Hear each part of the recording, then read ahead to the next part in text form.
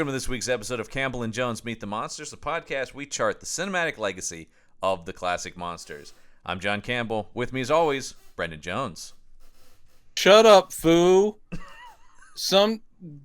There's always some guy who wants to ice skate up a hill. Did I get that right? Good stuff, man. Good stuff. That's dead on. It was like Wesley Snipes I've been working here. on my impression. Oh, yes. We are back in the Blade franchise. And yes, we are. If, that means, at least for this time, because I don't think he wants to come back, and someone else has weirdly claimed Blade 3. But we have Ibrahim Moustafa back with us. Got you fuckers at a bad time. Yes. You know what? I love that you went Christopherson. Hey, hillbilly. I love that you went with the Christopherson, who is somehow even surlier and more grizzled in this movie. Yeah. Oh, well, God. He's gone through a lot, Whistler. He's gone through a lot. Whistler has got... This is it. From 2002, it's Blade 2. And this is such an interesting... This just happened when we're putting the calendar of these movies together. Last week, we talked about Mummy Returns, which is... got to be one of the most disappointing sequels I've ever seen. That is a huge come down from a movie I love to one of what I legitimately think might be one of the best movie sequels ever, which is Blade 2. I mean, yes. I'm not going to say that the bar was low. The bar isn't low. Blade is a delight. Love Blade.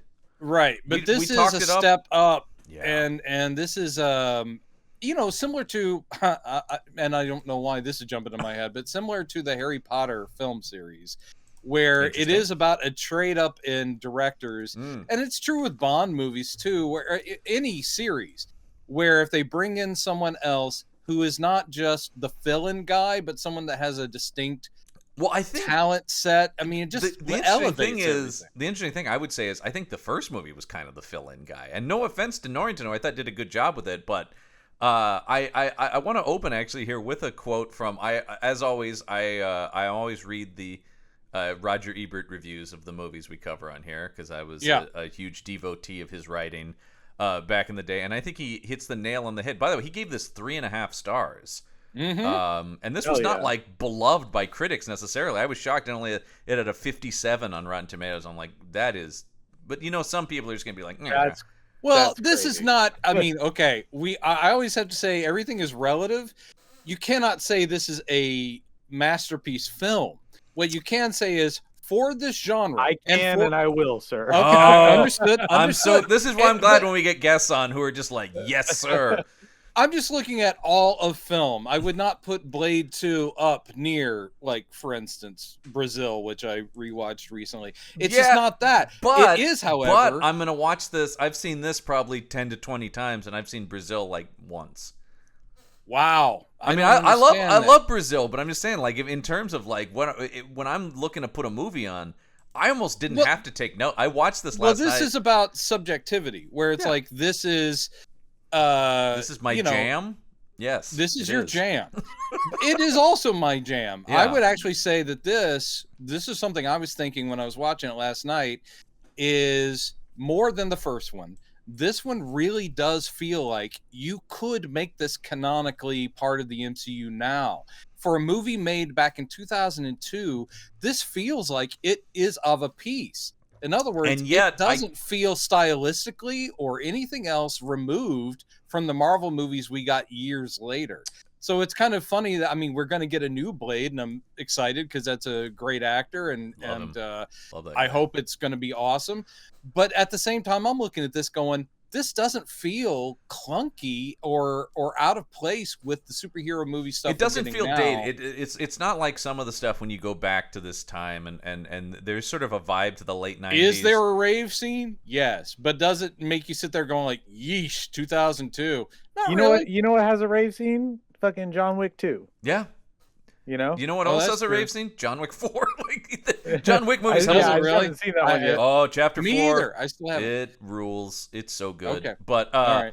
I just want to read this because number one, I think Ebert's dead on, and also I frequently have a problem. Also, Ebert's just dead. I'm sorry. Well, I know, but that brings me to the point is I often bash on today's critics because I think the level of writing in film criticism has nosedived. Sure. So okay, this is the poll quote here from Metacritic. He says, "You can sense the difference between a movie that's a technical exercise and one steamed in the dread cauldrons of the filmmaker's imagination." Yeah. And I'm like, Yeah. dude, That's hard. That's hard. And Yeah. he is totally And right. it's very accurate to, I mean, the thing is, This guy wants to be here. Every frame Guillermo of this film wants to be there. Pretty much every frame of the film, you're like, oh, Guillermo, it's made with such love. And once again, nothing to take away from Norrington, but you got the sense there was a lot of Norrington going, this is cool, man. This is cool. And Guillermo's going like, no, but what does this say about the soul of a monster? You know, it's such a radically different filmmaker on approach here. One of the things that really refreshes for me watching this is that Guillermo is always great, and what he does and what he's become known for, he does a lot of stylish dread and you know, he goes for the Lovecraft stuff. Yeah. But you watch this and both of the Hellboy films, and you're like going, I miss him as an action director too, because Pacific Rim was the other one that he, you know, when I like when he makes. I was thinking the same thing where I go like, it is so great to see a guy with this level of artistry making big budget studio action, because you just unabashed. You don't like, I'm doing it. Well, because a lot of people don't want to. That's the thing that's so great about him, is he does have this artistry, but he's also a massive nerd who loves monsters and superheroes and robots and stuff. So he doubles and triples down on the gore and the uncomfortable stuff. And I sit there going, God bless you, sir. Because, I mean, Blade certainly had lots of blood in it, but Blade 2 is like going, no, you don't get it. This is a vampire who hunts other vampires that are now all fighting another vampire. And it's just endless body chops and interior organs and all kinds. I'm like, man. That's the big people getting chopped in half. Another thing he does that really sets him apart from other filmmakers is his insistence on practical effects, like whenever possible. Yeah. And that makes the Reavers. Reapers. I can't remember. I think it's Reapers. They're Reapers. Yeah. Yeah. They it makes them so much more menacing and believable. Like when you see one's sternum get cracked open so they can harvest its adrenal gland fluid, like it is not. That's when you know you're watching a fucking horror film, you know what I mean? Del Toro, there is not a Del Toro film that does not have some autopsy scene in it. He loves, and that's the thing. It's the level of detail. It's like, not only is it a monster, I want to get into the visceral nature of how this thing functions on a biological level. Yeah. And I up at the Museum of Pop Culture in Seattle, they have a whole museum to horror movies, and when I was up there, they have one of the Reaper heads fully open, the real practical prosthesis. You can see it. It is, number one, that museum is amazing. But it is so cool, and you're looking at it, and I was just staring at the detail in it. It is so real, and the few times this movie gets very CGI, I see in the trivia that's like Guillermo del Toro was like, I guess we can do the flipping sword fight in front of the god lights. That's not my okay. That was sort of his concession. I mean, that was like in the midst of the Matrix films coming out, and it's not specifically terrible. 2 and 3. No, it's a little rubbery but it looked great. You know, at the time it was. Oh, as I good remember. as anything had ever been. And also there's nothing like that in the first movie. So it was like, I remember at the time it being like, whoa, you're really seeing Blade moving like a comic book superhero, you know, like the posing is all exactly right, but the effects aren't quite there yet. It's got a little bit of that early CGI weightlessness to it, right? And rubbery is a good way. They're just and you know the Matrix courtyard fight scene had the same thing. Yes, you know? And it's the same kind of even though it was made later, the Incredible Hulk, the effects house that did Incredible Hulk, that was one of the main problems with that movie, which I really enjoyed, but I was like, those guys are not to everyone else's level. So this effect, the Hulk and the Abomination both look like big rubbery things hitting each other. That's where some of that just doesn't hold up. But I would say the thing, although what's good about this is it is having Guillermo del Toro. The CGI moments stand out because they are kind of rare in the movie, and even a couple. The ones I like are the ones where it still is Wesley Snipes when you like follow him as he's doing a leap, and obviously it's a CGI background, but it's still his physicality. They did do a really good job of injecting gravity and weight to some of it. Like when he does the backflip off of that, I don't know, big unit box thing. Yeah. Yeah. And you hear it and you feel it and you see like everything shakes with it, and it's like there's actual impact happening there. Even if the backflip he does off of it looks a little, Right. hinky, like it's still, for the time, it was, incredible. And I mean, the fact that this movie's 20 years old now, like it's still, I think, holds up again, just remarkably last well. week we watched Mummy Returns, which was from the year before this, Yeah. and I know we talked about it. It's not entirely their fault. It was rushed. There was blah blah blah blah. Yeah, blah. yeah. I don't blame that the looks effects like team, utter but shit looks really compared bad. to the stuff It in looks this movie, really bad.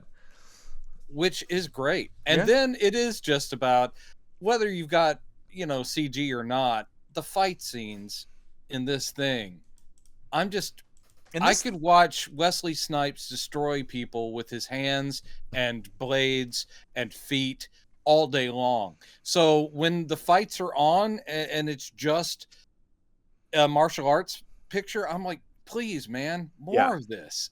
Quick aside, and Yeah. I'm going to take you guys on This a show brief is nothing journey but here. Oh, okay. So, Let me buckle up and Brief journey, and I need you to stay with me because it's going to be like, what is he doing? Okay. Did you guys? I'm sure you both watched Arrested Development, right? Of course. Yeah. It's one of the most oft-referenced shows on this monster show, weirdly. So remember when Michael was dating that Latina woman? Yeah. Whose name escapes me. Marta. Marta. And she was in the soap opera, yeah. And the actress changed from like the end of season 1 to the beginning of season 2. Mm-hmm. Yes. The first actress was the woman from Blade 2. Oh, you're right. And the second Leonora is the Varela. woman from And the Mummy? second is the woman from The Mummy. That's right. That's right. So we've just come full circle. We really have. That is, and it all connects. I back will to... say that was an upgrade, even though I think Leonora Varela is fine here and she looks great.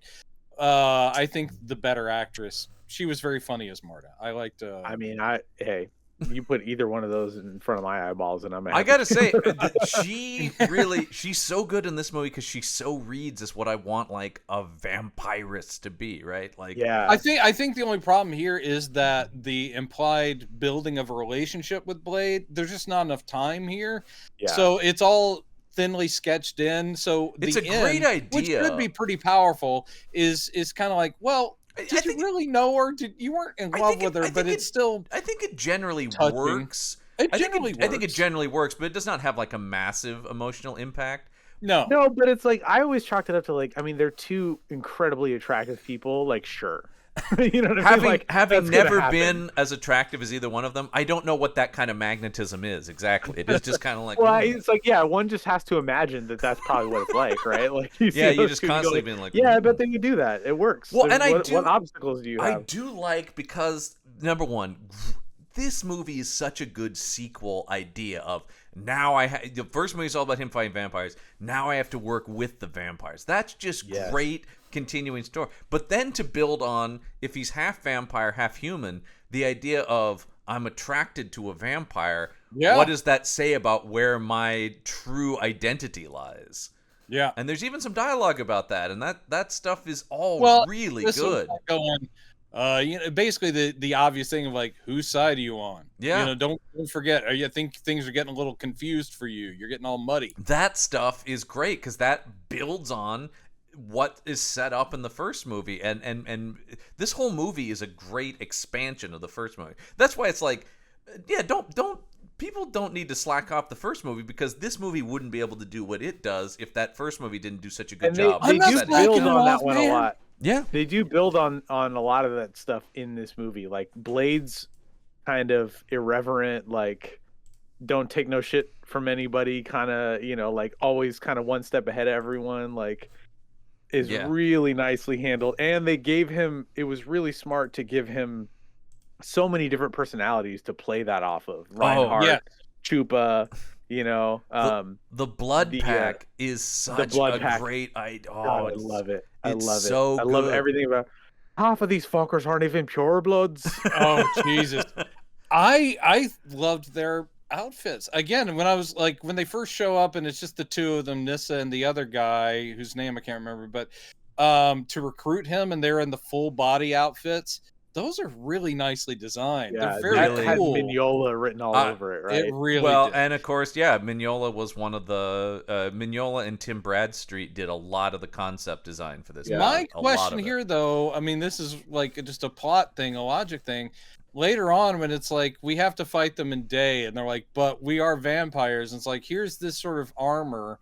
Why don't they wear the suits again?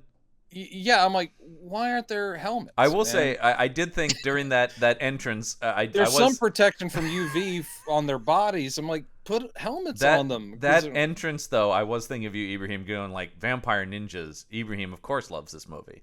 I mean, dude, it's everything I ever. Them doing those flips, and when they land, like it's great, and they're so quiet with it, and like the way their eyes dilate, they kind of have that owl look to them. I don't know what came first, what I think is cool or this movie. You know what I mean? Like this. Similarly, I was in middle school and I remember going to see this, and then also blasting the soundtrack to this movie.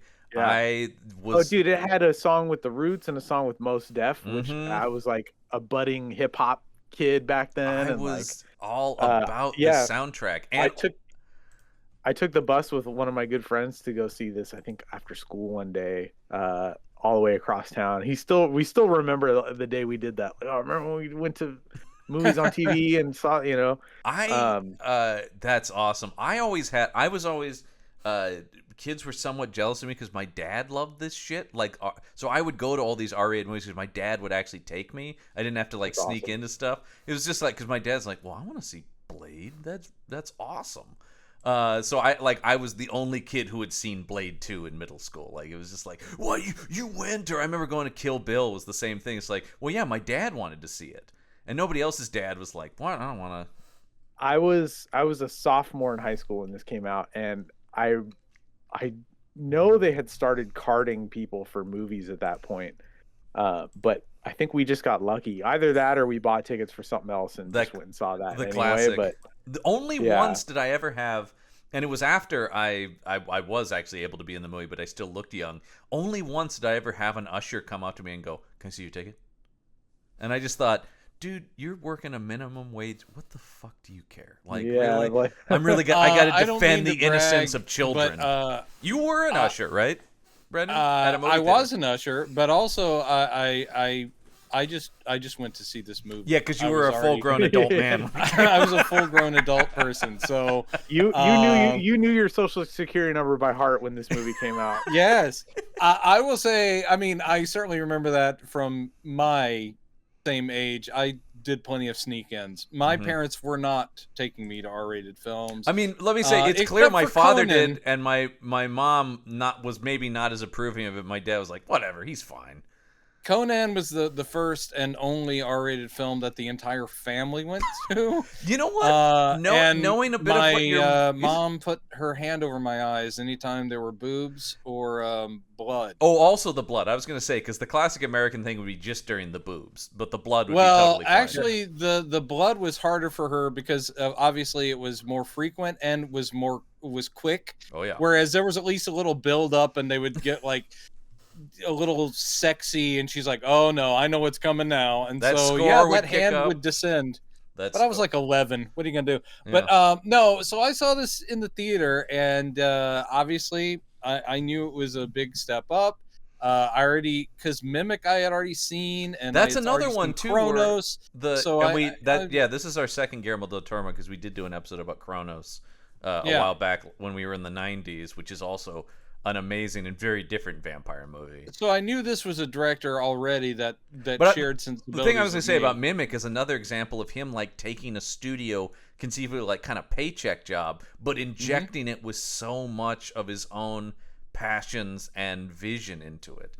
Yeah. And even and now that I recommend, if people haven't seen Mimic, his director's cut of it is out now, which is massively improved. I need to rewatch that. I saw it like back when it came out on video. That is the reason I would watch it. And it's totally fun. But he went back in and was able to recut it and make it more of the Guillermo del Toro version. I think he said as much as he could, because some stuff he just couldn't get the be able to film even, but he's restored it much more. He was apparently always kind of unhappy with that thorough cut because those producers were the Weinsteins, and far from the worst thing they did was butcher that movie. But I don't know what you're talking about.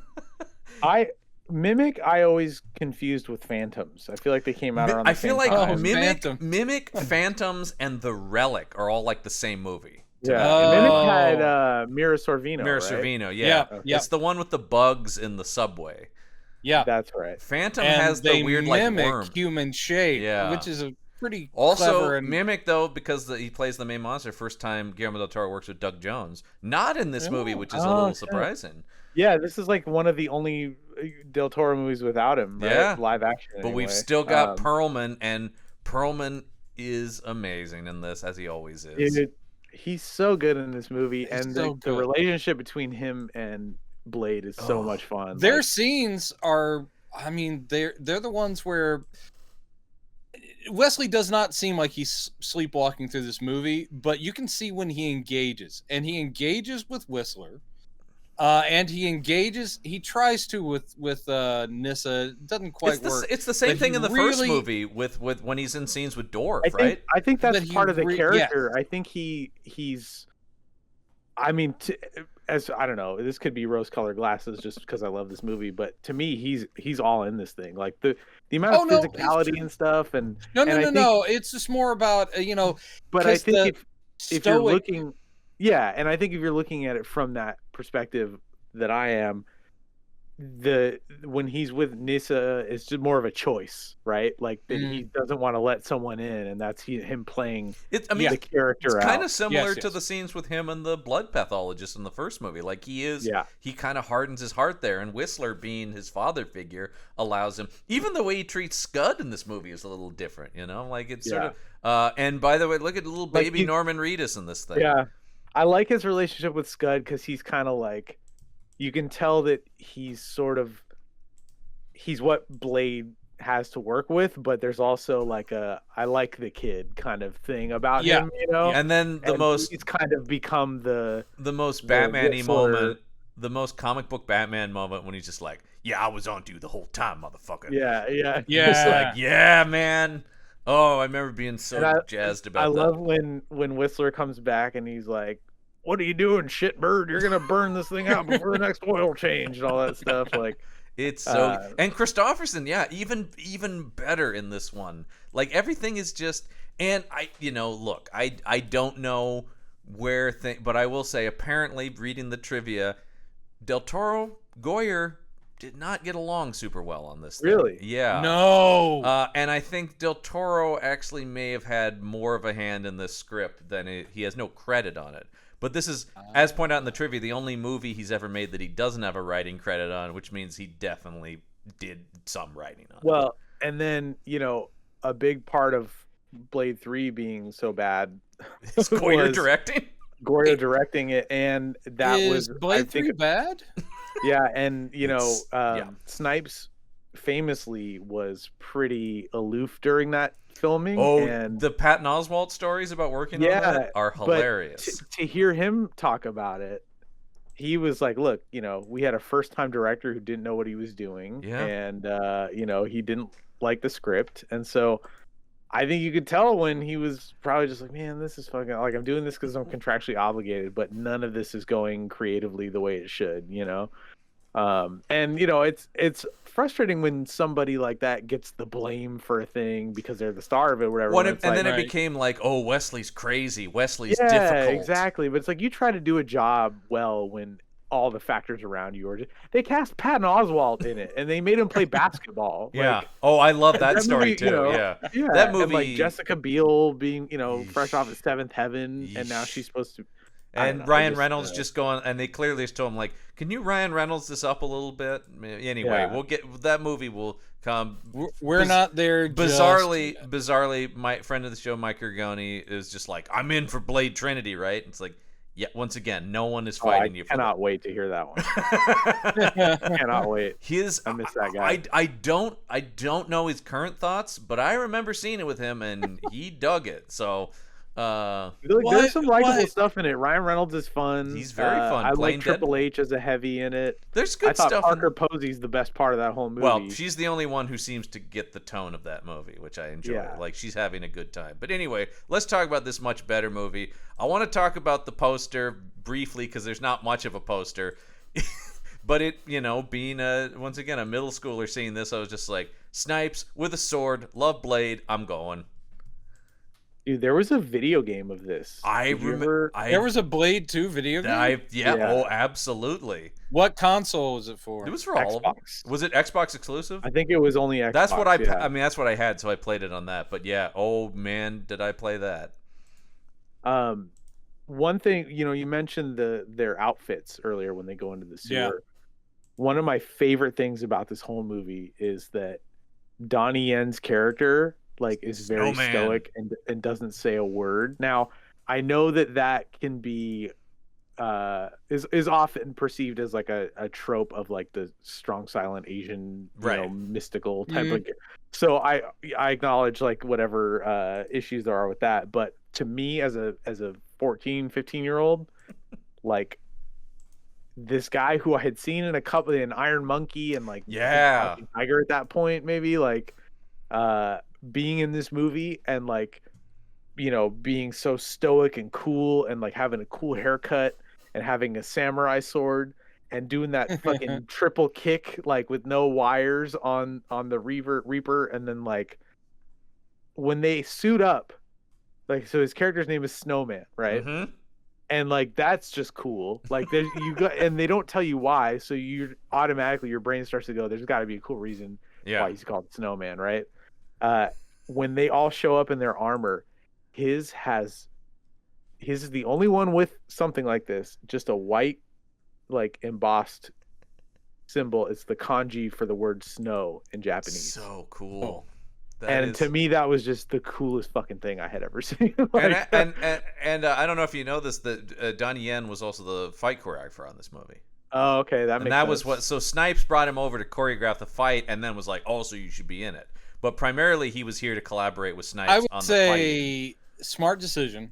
Oh, I mean, that's one of the things that was, you know, as a kid who loved action movies, I loved Wesley Snipes so much because he was and I think we talked about this in the first movie too. He was one of the martial arts nerd. And he was also kind of one of the first American movie stars to start bringing over Chinese, you know, performers and fight choreographers to do his stuff. So his movies always felt different. Snowman gets a couple of great.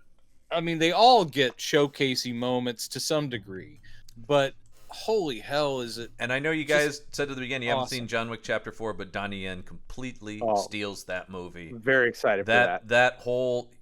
Yeah, all right. Bieber needs to take a werewolf break, as we would say on here. No worries. Apologies, guys. I was bursting at the seams. No worries. Ooh. Like I said, we even have a term for it on here, which is the werewolf break. So I remember. Yeah, we take a werewolf break. The beast must die. I do have a couple taglines here for this movie, as I always do for these. Especially any bigger release tends to have a few taglines, I think, based on the whatever market there. So let's run through. There's a couple simple ones. One is just know the mark. Okay. Know the mark. Is that about the vampire glyphs? I think so. That's all right. That's weird. There's the lamest any action movie could have the tagline, "Let the combat begin." That's not even. That is not even. That is hyper generic. And then there's one that they really like this, so they have different variations on it, but it is when evil strikes, one man still has the edge. Oh my god. Yeah. I mean, Edge, Blade, that's cute. Well, and then the alt for that is one man still has the cutting edge. Ooh. Yeah. Well, that's an unnecessary flourish. How about on the same idea? This one also, we always joke that like Hollywood, please call Brendan and I. We could come up with a million of these for way less than whatever you're paying your marketing people. Because we could come up with faster, sharper, deadlier. Are you kidding me? Are you kidding me? That actually makes me angry. Because that is so basic. I'm starting with the dumb ones. This is a studio release. I'm starting with the dumb ones. These are the two I like. Oh, okay. All right. In a world beyond the one we know, the forces of darkness fear one man, Blade. That's pretty good. Yeah, that's okay. That's a paragraph though, but sure. This I think is the best one. Last time he fought against his sworn enemies. ... This time he will fight with them. I mean that at least sets up the movie. There. Yeah, you'd be like, it sets up a question that the audience once answered. You're going like okay, that at least presents this is the new spin on this. So let's jump into the movie itself. I didn't watch it. I will say, and I texted you about this last night, Ibrahim. I'm like, this is about the 100th viewing of this movie, so I watched it, out of commitment to the show, and so I could take my notes on it. But I didn't need to. I know every scene of this movie pretty well. I love that. I mean, the thing is, I get it, but I haven't watched this in years. It's not because I don't like it. I certainly do, and I was real happy to watch it again. I just don't own it. I was like, I ended up watching it on Tubi, which, if nothing else, the best way to watch. But there anything. were ads. Yeah. And I do like that, even though they're commercials, they don't edit. Like it is it's the same thing movie. With Tubi or Freevee or any of those. Yeah. But what I don't like is movies aren't TV shows, so they aren't built to have commercial breaks. So sometimes commercials will just start randomly in a scene. I will say this for whoever put this on Tubi, they actually did put the commercials and somebody actually scene breaks. I've literally seen yes, I've seen it cut off lines of dialogue. Yeah, mid dialogue it'll go to a commercial. Jesus Christ. It was a delight. This movie is a delight across the board. By the way, opens up this movie has a great opening scene. Because it totally set you're like, this is Blade, but this is definitely a different kind of Blade story. Because we start in Prague at a blood bank, and we've got this what I also love, classic monster movie reversal of this guy's the victim, no, he's the monster. Right, yeah. And I will say that they telegraphed that pretty good. I mean, yeah, he could be a random junkie. He just doesn't seem like it. But they're Guillermo is basically, he's building that mystery of like, wait, what's going on here? And even though it's Prague, I love how unreal and comic booky this blood bank is. Because yes, it's a vampire run blood bank in a European country.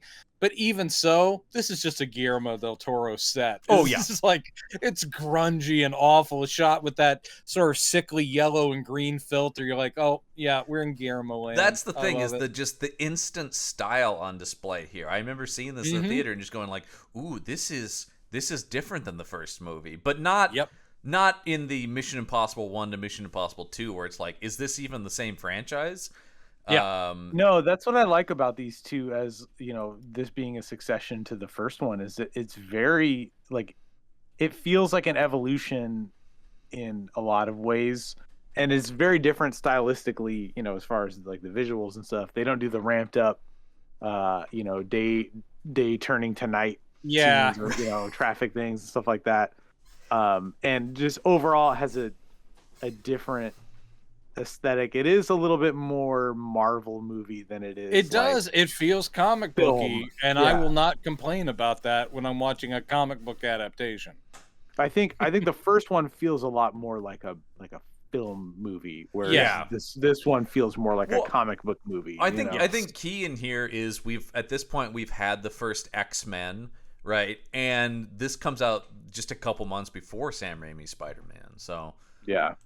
So there's definitely a feeling that like it's okay to be a little bit more comic booky. It's starting to become more okay, and now we live in a world where Del Toro was a comic book guy, so big time. And also, he's openly said this was basically his audition to do Hellboy, which is what he really wanted to do. Yeah, he's like, I want to do Hellboy, but nobody believes in it. Let me take an already existing comic book franchise, prove I can do that, and then I don't know for sure, but I can only believe, given our ages, because I'm pretty close to his age as well, he has to have been reading the Marvel horror comics of the 70s. Oh, God, yeah. Oh, I'm sure. Yeah. I'm sure. So I'm sure he was like going, Blade, got it. I know exactly. I think that is the thing where it was by like, Night. Yeah, let's do it. Tomb of Dracula, let's do it. I don't know if you guys know this. In the original draft of the script, the villain was Michael Morbius.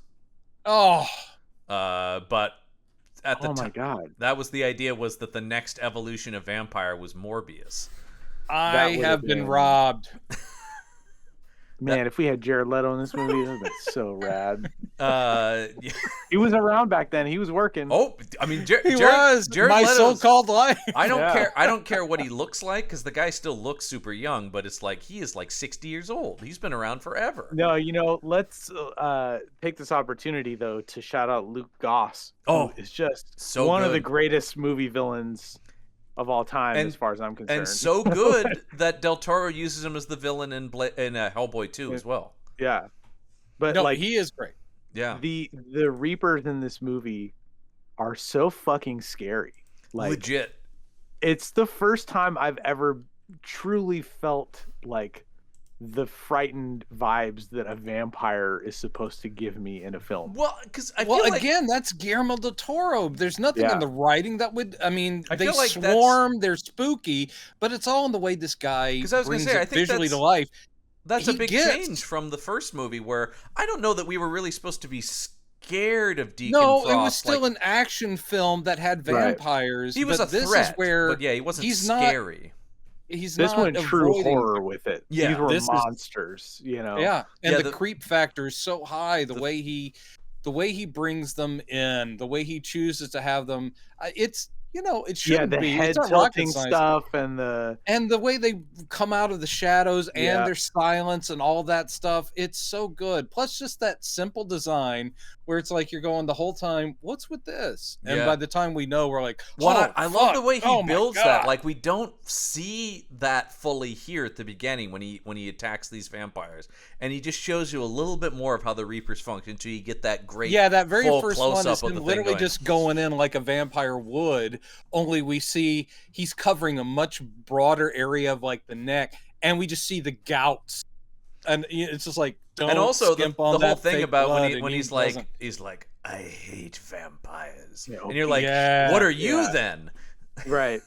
And the scorn when he has Obiashi, like you just hear him getting ready to go like, dude, on the name, Luke Goss has done many things, but can this guy just keep playing monsters? Because same thing here and in Hellboy 2, he's so believable. People put on makeup and monsters, but it is the physicality, it's the voice, it's everything. I'll feels otherworldly. We'll see. We can get Brendan, we will see him play the Frankenstein monster later this season. What movie is that?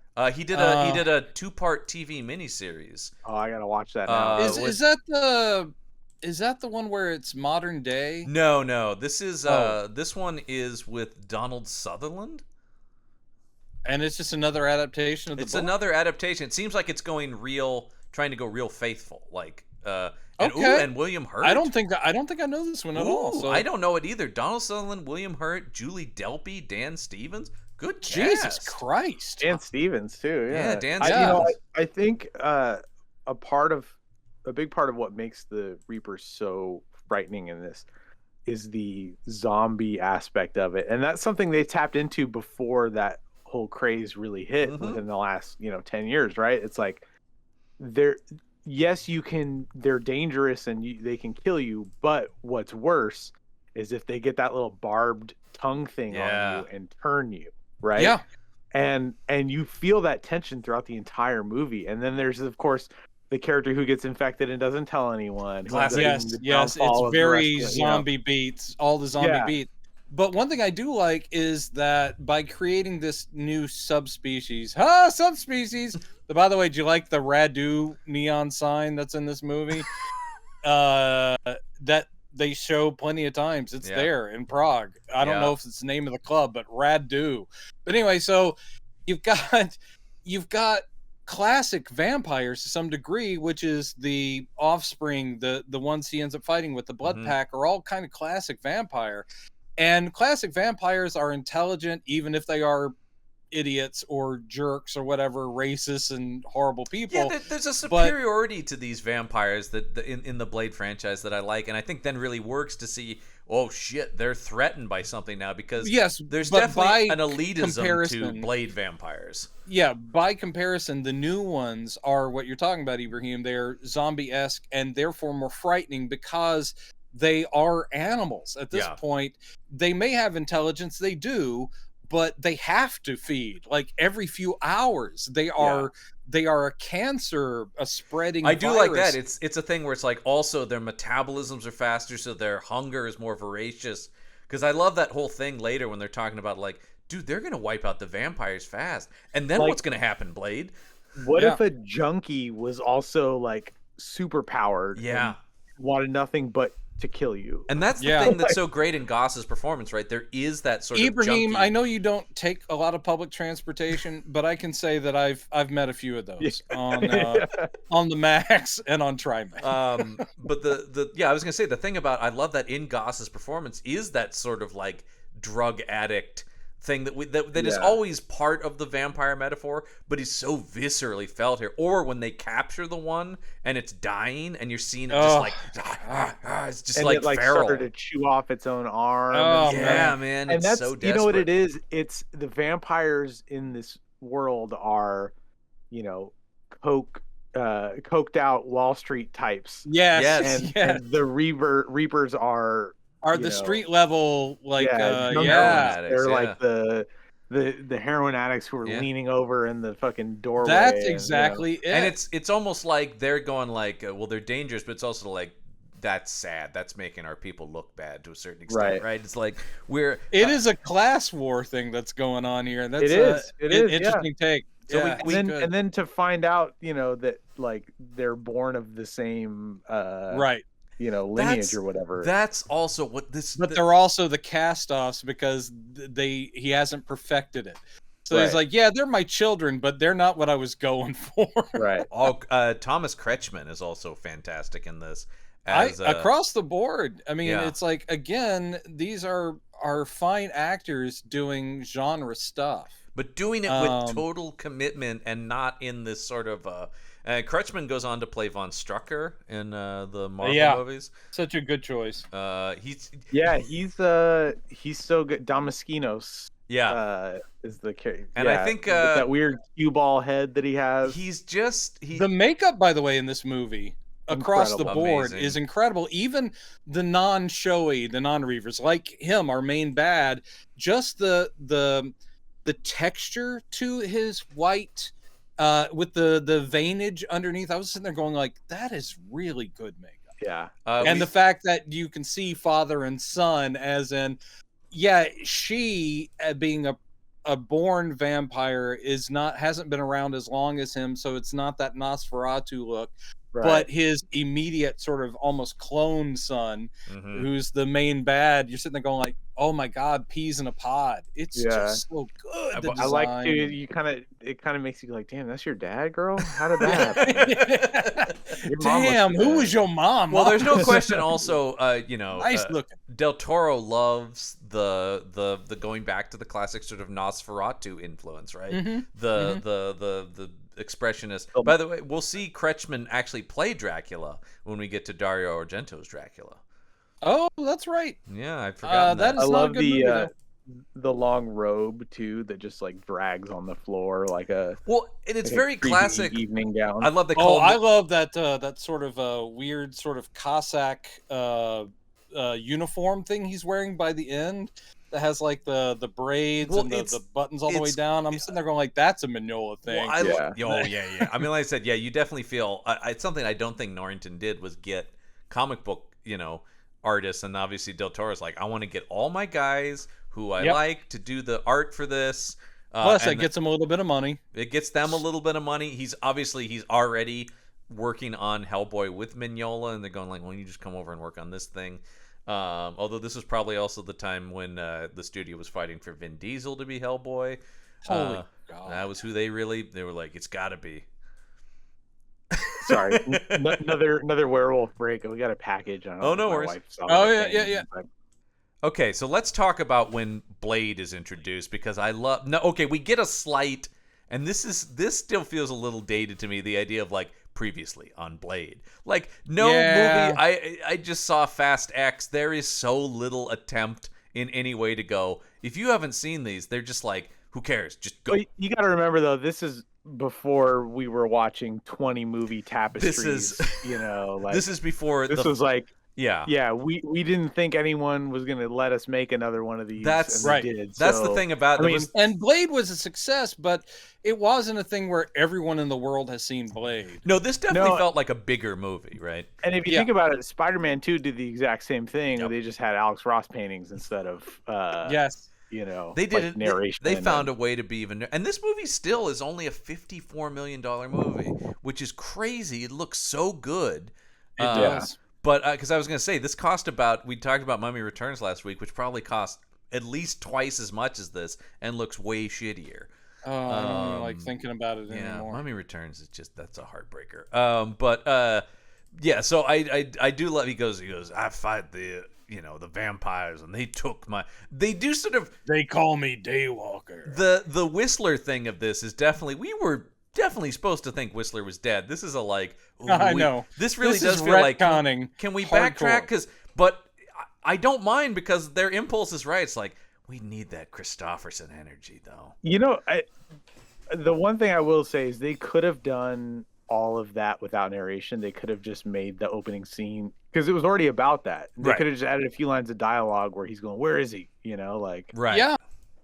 And they actually have the button vampire, the one that he lets go to pass him and then gets him. It. But they have him say, it's like,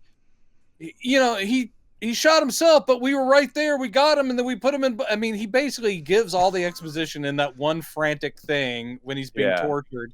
And it's like, yeah, you're right. We didn't need the setup. It's like, I bet that was a studio note. That had they probably fought it left and right. Well, because also the footage of it is so just like black and white, like the sword and stuff like that. It doesn't even feel like something Guillermo may have even shot, Yeah.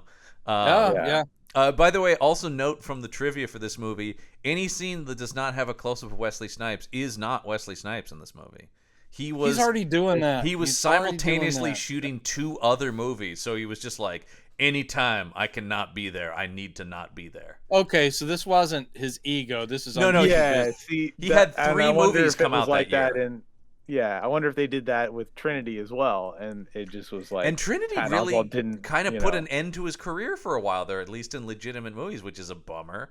Well, and then unfortunately he did time in prison for tax evasion.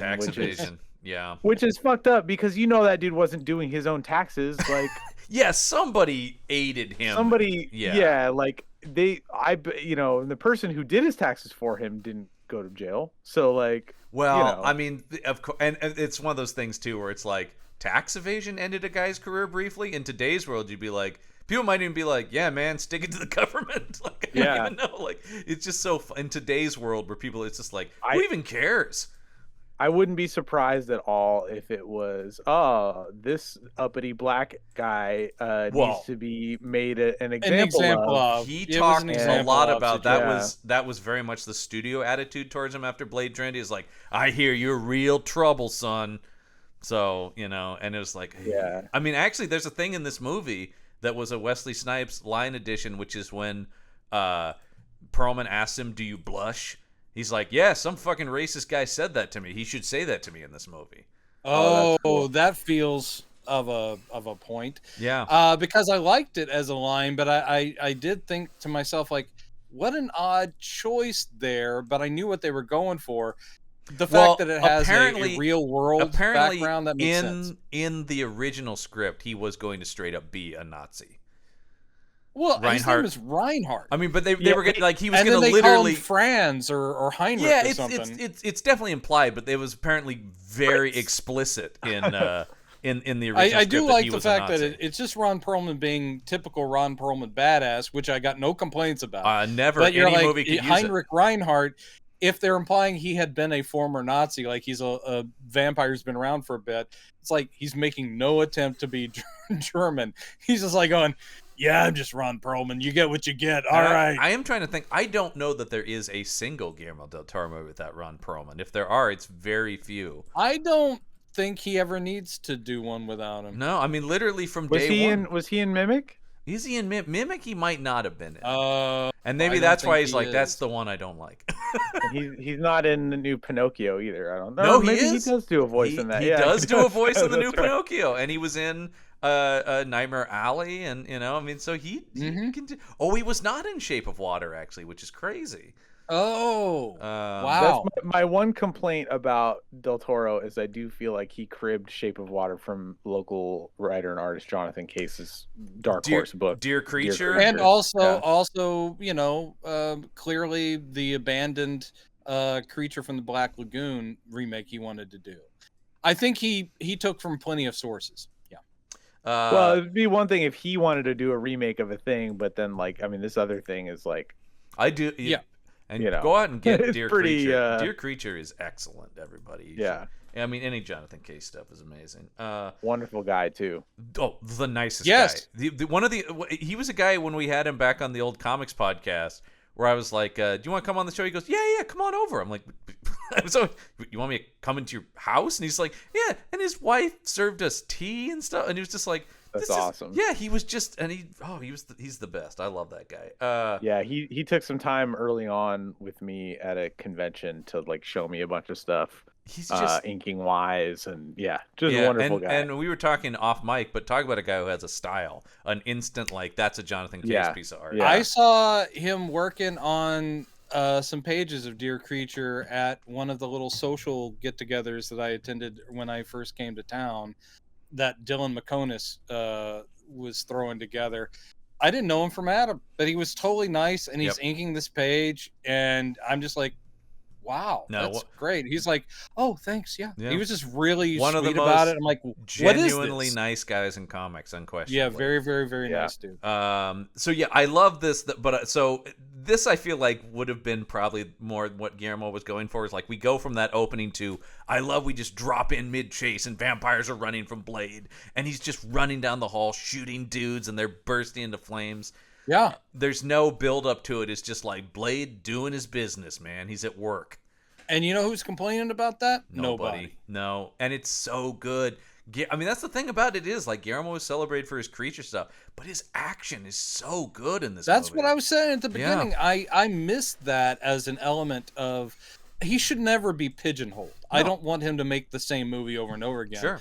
But I'm sitting there going like, the guy's good at action. I'm looking at this going, I mean, holy hell. I mean, yes, he also got Donnie Yen choreographing. Well, stuff, that was he was very smart about that too, from what I gathered. Sort of like, I'll do this, Wesley, you and Donnie, the fights are your guy. That's your, and that's that's also working in a very Hong Kong thing where the fight choreography in Hong Kong martial arts movies are fully direct. I mean, when you talk about getting like somebody like Yuen Wu Ping, it's like he directs those sequences. Those are his babies. It's not just I'm going to come in and consult.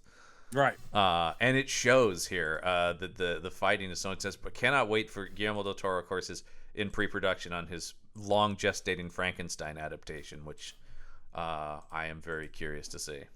I am too, though, as always, I sit there grieving for At the Mountains of Madness, which we'll probably never see, Doc Savage, which we'll probably never see. That guy is famous for having a million so many abandoned dream projects. Yeah. Wasn't he supposed to do Justice League Dark? Yep.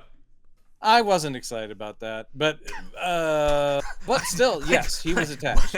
I don't know what to do with that reaction. You weren't excited. Oh my God, that would have been incredible. Because the whole Justice League Dark concept to me is goofy. All right. I love those characters. We don't need to have this fight. Them teamed up, I don't give a... The one thing that feels very 2002 here is when the camera follows a bullet in slow motion as it cuts through a vampire. That was just like every single movie had to have that. Yep. At this time. You just couldn't resist it, including, Ibrahim, I'm sure you remember the god-awful CGI bullet in Die Another Day in the gun barrel sequence. Oh, do I? I guess I'll die another day. Yeah. Yeah. Boy, the most early that had to be about the same year, I think, too. So in damn you, 2000, wasn't it? Wachowskis! Damn you straight to hell, Wachowskis! Well, it's for that giving classic us- thing. It's the same thing like with the Marvel movies now too, where it's like it's not the Wachowskis' fault they made something awesome. No, it's I know. everybody Everyone else had trying to to copy rip it. it off. It's always the thing about the MCU has ruined movies. It's like, has it, or should everybody just stop trying to copy them? Yeah, let them do their thing. You do they yours. they do that. Not everybody has to do that. I wore this shirt one time. Now everybody's. Well, I remember even the other Wesley Snipes movie, I think that was from the year before, The Art of War, had like bullet time moments, and that was just like a spy movie with no genre elements. But even still, it was doing like slow motion bullets with trails, and I'm just going like, this is just a movie where he's like a spy. I don't know why we have to. These are the rules. I need to have a Snipes rewatch. I gotta watch that. U.S. Marshals. Oh, U.S. Marshals is good. Murder at 1600. Oh, my God. I love. Yeah. I remember the trailer. Where he goes, "I got a murder at 1600 Pennsylvania Avenue.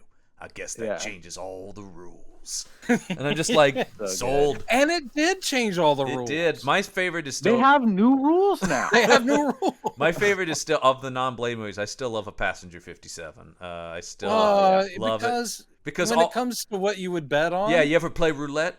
Always bet on black. Yeah. Come on, that's just. I mean, and he does it in this movie. Like, obviously, an amazing martial artist, great actor, but one of the best deliverers of one-liners in action cinema. Now you got an explosive device stuck to the back of your head. That one. I love that. Or also love it. He goes, "You guys have been training to fight me, and here I am in front of you." He goes, "Ooh, so excited." Yeah, that's so good. And that's the kind of stuff where I'm get going, I don't even know what was written on the page, but it's just Wesley's going to put his spin on it. Yeah. It's so good, man. So yeah, I do love him decapitating the guy while he's riding a motorcycle. I got no problem with that. I thought the only thing that detracted, because it didn't really pay off, was they do this huge setup for his bladerang. And then talk about the time period. They have to follow the thing through its entire course as a CG thing. And it doesn't do anything. It comes back to him, but it famously misses them because they spin off and do other things. He does use it to kill them later on or kill. Oh, yeah. But at the same time, that one shot, you're like, if you're going to do this whole track the thing, maybe it should have succeeded during that movement. Because all it does is show it go, miss them, and then come back to his hand. And you're like, that was a weird choice. I always remember thinking like, maybe it should have. Maybe it could have cut through a couple vampires. Because it's very similar to the Batarang shot in Batman Returns, but in that it does take out like 5 Yeah, guys. exactly. It takes some people out. Which was one of the like first major CGI effects in a like studio movie like that. I know that was that Batarang scene in Batman Returns. I did not know that. Yeah, that's so that's why I do the podcast, is so I can learn things from John Campbell. So that you can learn all the information in my head that would, if only I could put the same space for useful information. Who knows what I could accomplish? Yeah, just imagine what a chef you'd be if you just had all those recipes. So he gets right the information about where they're holding Whistler, and it's sort of these vampire. Right. They're like vampire gangsters or something, aren't they? I mean, they're just read as general hoodlums of Well, I mean, they're minions, but they are played as if they're kind of like Goombas, yeah. And I do love him shoving the guy against the door and then just shooting all the guy. I mean, they've really nailed the vampires bursting into flame or sparks effect great in this movie. It's so good. It's so satisfying.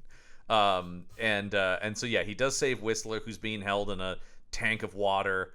Tank of blood? Is it a tank of blood? I couldn't tell. Is because of the aesthetics of the lighting, I couldn't tell if it was water lit red, because he doesn't appear to have blood on him when he comes out of it. My main problem with the movie is the scene, because it's so climactic, where Dying Blade is dropped into that vat, the pool of blood later in the movie.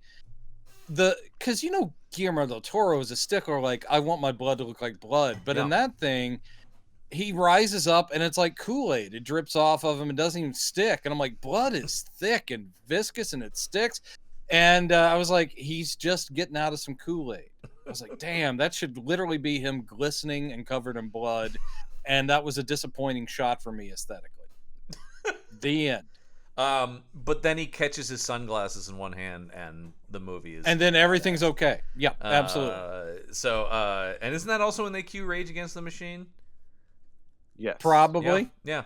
Then once again, middle school me was psyched out of his mind. I didn't even notice.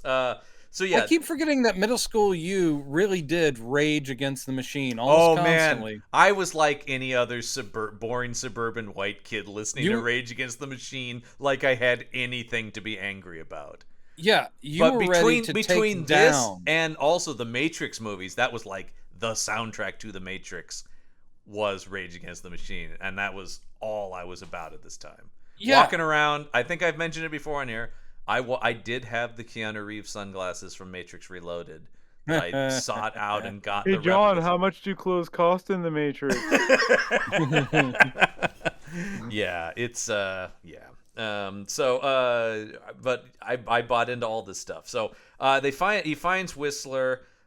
He takes him back to his home base. He's still got his sweet ass Charger, which has now been upgraded by. Oh, can I just one little bit we missed out on during that taking down the two vampires on the motorcycles was he does, because he's on his own bike and he does that cool slide and then looks at his car and blows it a kiss. Come on. Yeah.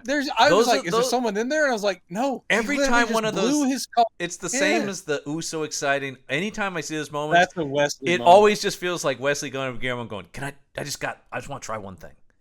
It is so Also, stupid and great at the same time. I love how he extracts information from that vampire by like revving up a fucking Kawasaki Ninja tire next to his head. Dude, I've never seen that done in a movie before or since. Oh man, these movies. Well, that's the thing about it, right? And I think Trinity firmly proved that. While these movies have the same screenwriter, clearly the creative force here is Wesley Snipes, right? Even if he's not writing it, but it becomes clear that when Goyer gets complete control, he tanks the franchise. Yeah, and pisses off Wesley Snipes. Because I think anyone who does what he did to Dracula. I don't want to talk to that person. Well, yeah, and all the comments I'm seeing, like reading through the quotes from producers on this, is like, oh, Wesley can just turn Blade on, man. He knows everything about the character. He's got him so locked in. It's always like, oh, this is Wesley is Blade, man. And you're just going like, oh, yeah. And David Goyer seems to be a guy who can come up with some interesting concepts, but then I think it takes somebody else to... It's the same thing with, like, the Dark Knight movies, right? They go, well, Goyer wrote this. Like, I think Goyer has story credit on them. Yeah. Yeah, I think Nolan and Chris and Jonathan Nolan. They have the actual Nolan screenplay credits because they're the actual writing. I don't think... To this day, I'm still amazed that Goyer is the comic book guy when it's just like... Because he was... It seemed like for a while he was just the only guy in Hollywood who said he liked comics. Well, that's what they do. They find somebody, none of the execs know this stuff. And so they go, well, that guy gets it. And that's exactly the story of Kevin Smith getting that Superman gig. It's the story gig. of Kevin Smith. It's the story of Zack Snyder. Yeah. It's the story of comics. James Gunn now. They do it with every single person who seems to have an affinity for it and has made a movie or two that has made a lot of but what they don't realize, and they did with Bryan Singer also with X-Men and then Superman, is when they put all their eggs in that one basket, all you get is that specific person's take on these characters, and it is very, very divisive. It is also the thing of just because they lump it all together. And even the superhero genre, they lump it all together, and you're like, I always get upset with... You find the right person for the character. I kind of just get upset with the idea of superheroes as a genre when people say that, because I'm like, these are technically superhero movies, and these are very different than Guardians of the Galaxy, than Batman, than whatever. It's like, within the superhero, milieu, the most successful there's tons ones of are always the ones that are genre movies with the heroes in them. I mean, that was why did the Russo brothers nail Captain America? Because they go, oh, it's an espionage thriller, 100%. And then we put the stuff in it. But I would not, if I had been Warner Brothers, look at 300 and Watchmen and say that's the guy who should take over for all the characters. I want him to. But do the other Superman. thing I think it's interesting There's nothing in those projects that says that's our guy for Superman. But it is the lumping together. And the other thing that seems fascinating he does comic book movies. But they seem to also want it to be one guy. Like they seem to go like, They do. done. We've got it. We've got the guy. We don't have to Yeah. talk to anyone else. Easy. And until then, eventually, people grow tired of that aesthetic, and then it's like, fuck that guy. And then That guy they doesn't know what he's blame the doing. entire people don't like genre. They blame the all entire the genre. superhero fatigue commentary that you see. Yeah, I love people are using. done with it. I love people bringing up Shazam too as part of. It's like, well, I heard that was also just a piece of shit. So I'll find out soon because it's now streaming. yeah, and I can't. I'll watch it, but I don't I'm not anticipate. I enjoyed the anything first one. I like the first one, yeah. Yeah. But I'm even I like excited the to check first this one. out. but a lot of people in their reviews were like, the first one was fun. This one's terrible. Yeah. Because critics did kind of like the first one. Anyway, we bring it back. We meet Scud. It's little Norman Reedus. Tiny little infant Norman Reedus. This is an interesting place because he's done. Boondock Saints has come out, but it has yet to reach its like. Because that movie made no impression in theaters. No, it That became was- a cult thing. It would be a couple years before I, just like any high schooler who loved movies, was like, dude, the Boondock Saints? Oh, man. I don't have that opinion as much anymore. Yeah, I came to that one late after, and it was, I think, because of Blade 2 that I gave it a shot. And I was like, oh, Scud and Powder are in this. You know? Scud and also young Indiana Jones, Sean Patrick Flannery, weirdly. Yes, That was what I remember. but Powder, But mainly his finest work. his finest work. And then, of course, he's got, I mean, dude, one of the craziest experiences I had at Comic-Con was I was just standing somewhere, and all of a sudden I noticed tons of people massing around me, mostly women. I'm like, what the hell? And it was just to see Norman Reedus walk out a You're door like, and just wave. another day. I'm just like, whatever. But it was like it's the only time I've ever had that like palpable feeling, like people would have talked about when like the Beatles, where it's like there's like an electric For energy. Norman Reedus. To see Norman Reedus in his look, I think he's a good actor, but in that he's got that greasy hair and he's wearing a trucker That's the hat, thing, the and he greasy comes hair out and and the- people are screaming. I don't get it. Um, I like him. he's a good actor, good actor. But no, as far as him being, is it just because he's the soulful bad boy of? Yeah, I think that character is kind of designed to be the guy people seize on to, right? I mean, he's kind of meant to be the Han Solo of Walking Dead, right? I guess so. He was a bad guy, but he's good, and He's got a heart of gold. yeah, and he'll never die. I like Robert Kirkman talking about that, where Norman Reedus is like, "Am I gonna die this season?" He's like, "Norman, you're on all the lunch boxes. You're fine."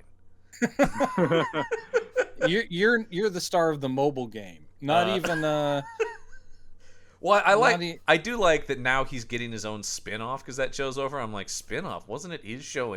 Once fucking Rick left, I think it Yeah. was just his show. I don't know. I haven't watched it. Yeah. But, okay, so they bring him back. This is where we get I love the god lights, the giant UV lights to keep the vampires away. So cool. Such a good design. They do cure Whistler pretty easily. They do. That's the one thing that, because and they I mean, I guess that's building off of curing the hematologist character in the first movie, Mhm. right? Yeah. Like, Yeah, it is. Was Um, it just like the retrovirus or whatever they yeah, like an antiviral. yeah. But the thing about it is that she was like intervened with, right? Right. Like, or they intervened in her changing process or whatever. Like, Yeah. they got her right away. Whereas Whistler, like, why would the vampires? It's been 2 years. He's been in stasis. Why? Yeah, why? Why did the right? vampires keep Whistler in stasis? What was Yeah, that Maybe about? they were trying to all of trap this Blade or something. That- It's the one thing that really just is a huge hole that doesn't make any sense. because and it's all here to just go, whoop, mistake to kill that character. How do we get that back and just get back to Christopherson's here and let's get on with the story? Yeah, and ultimately, like, who gives a shit? It works Because like, because from here on out, one Christopherson badass part rules. of it, the one badass part of this, which I did like, is when they go where Blade just goes, well, whether you're cured or not, those windows are going to open when the sun Yep. comes up. So he's like going like, I really hope this works, but if it doesn't, you're toast. Sorry. I love that. That is so good. That is badass. And that's exactly what Whistler, you should have just fucking finished me off, like. Yeah. When you've got Scud going like, come on, man, you put a stake to anybody else. Yeah. But it's his dad. I mean, Yeah. they make that very clear. Who doesn't at some point, I don't remember if it's this movie or the other one where, notice I don't even bring up the third one in contention for that. No, because there are just two movies. I only own. I have the third one just because it comes in the box set, and I'm like, god damn it. Oh, I have a I- 4K of Blade Trinity and Godfather Part 3. I don't know what you guys are talking about. You know what's actually very funny? Only the first two are in 4K. They didn't even bother to upsample the third one. Of course. Because who cares? But you were saying, Ibrahim, whether it's in this one or the first one? Oh, I was trying to remember, but it's actually Chupa does it to Whistler, I think. He just turns and points at him. Oh, yeah. No dialogue, just a turn and point like a one more thing out of you, I was thinking that was Blade doing that to somebody, but I misremembered. But yeah. He's an interesting character, though, with his mesh tops. And... boy, coming off of the year before, my obsession was Fast and the Furious. So here's Vince from Fast and the Furious playing Chupa in this. You're one cunt hair away from hillbilly heaven. God damn. Yeah, come on. What a line. Just keep giving Christopherson stuff like that to say I could watch it all day. No, that was Chupa who said it. Oh, no, that's right. Yeah, Chupa says it to him. That's right. He keeps being called hillbilly by the Blood Pack. That's right. Oh my God, just but all he that. says something to Chupa that's pretty. It's in that there's a lot of great just bantery sort of stuff like that. So they're everything is kind of back to normal, so it seems. And I do love all the stuff Whistler going, the fuck you do with that, and what the you doing? You're doing it all wrong. You're about to destroy a whole operation. I also like Blade has kept the gun that Whistler supposedly killed himself with in a box in like a cloth. That's a weird thing where it's like this... Brendan, I don't know if you noticed, Blade's kind of a weird guy. I love all the like kind of samurai. That's what it's going for. Yeah, like the ceremonial aspects of it. Yeah, I've never read them, but Wesley Snipes does write a fantasy novel series about like magic powered samurai or something like that. Wow, that is totally on brand with all this stuff, right? I mean, that guy is very sincere in his love of all that stuff. What is it called? Wesley Snipes novel, Talon of God. Yeah. Yeah. Do you think he really writes it, or does William Shatner write it? No, he works with a writer. There you go. Yeah, but it is like his story. It's someone his else's story. work. Yeah, I mean, so I think it seems pretty collaborative. I watched an interview with him talking about it. Well, and he had the writer with him. Like it was a tour to promote. Good. That's good. I'm always, it's sort of a thing too where I see a lot of people talk about that, where it's like, oh, this actor didn't write. It's like, well, writing a novel is specific stuff. I couldn't just sit down, but the thing is, it is very on brand. It is. Then that's fine. It is. But the ghost writer thing is very. It's a slippery slope kind of thing. In fact, I believe the interview that I saw him on, it was on Sway in the Morning. And yes, I remember seeing that. Yeah, and he has the writer like. I feel like at one point he was like, "Yeah, let's get him over here to talk about it," because they were just talking to Wesley Snipes. Yeah, so that is awesome. Yeah, and also, I just love Wesley Snipes. He's a funny, charismatic, like that is the he is so fucking fun. I think we talked about that last time, but I'm glad that he's number one back in major stuff again, but also that he's been doing a lot of comedies because he's so funny. Yeah. And I didn't know this. I was just looking. I'm like, what's he up to right now? Apparently, he's doing a voice on the Moon Girl and Devil Dinosaur animated show that Marvel's doing. So that's cool. That's awesome. Yeah. And I know that's also Lawrence Fishburne is like one of the main producers on it because Fishburne's a massive comic book guy.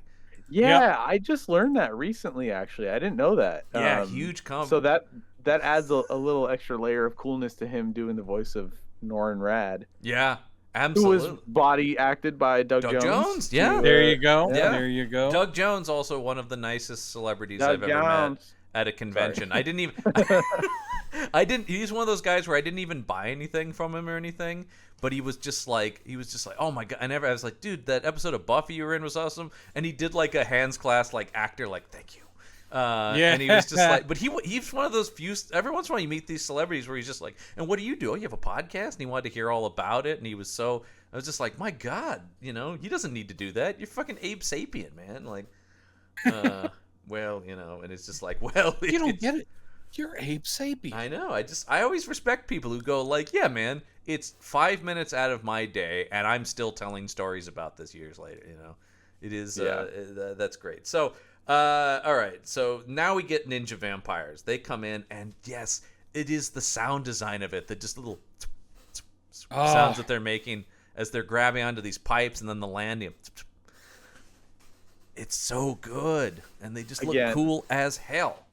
100% what I want. Like I was so into ninjas when I was, from like, I mean, obviously all, any dude probably is into them like as a little kid, but like, I got really into like the realistic, like, oh, they were, farmers in the mountains of Japan who turned into these like, like covert kind of like spies over time, right? Did like the research. Yeah, I was into this shit, and like Tenchu Stealth Assassins was my reason to wake up in the morning back then. And so but I you never saw these characters like depicted on screen in that serious way. It was always mythical ninjas, or like, do they have magic powers, and or they're included amongst the G.I. Joe, right? Like, yeah, or like they're either not stealthy at all, or they're like, supernatural. And so and while of course these are superpowered vampires to some degree, there's at least a logic to the fact that that's why they're able to do this stuff. But taking that seriously with the stealth aspect of it, and like the way it's displayed with the sound design, like you said, like it was just, it's so my good. favorite thing. Like they're in the rafters, and this fucking dude Blade, who like is one step ahead of everybody, like they infiltrated his fucking compound. I know. He didn't know it. It's so cool. Until they get the vampire alarm on or whatever that is. Yeah. They have and I love. And again, I love the design. The suits look The so aesthetic cool. works really nice. It's way more comic booky than anyone looks in the first movie, which is great. It's like an extension. Once again, though, it doesn't feel like, oh, we're throwing out. It's more just like, oh no, this world goes deeper than and they have these suits.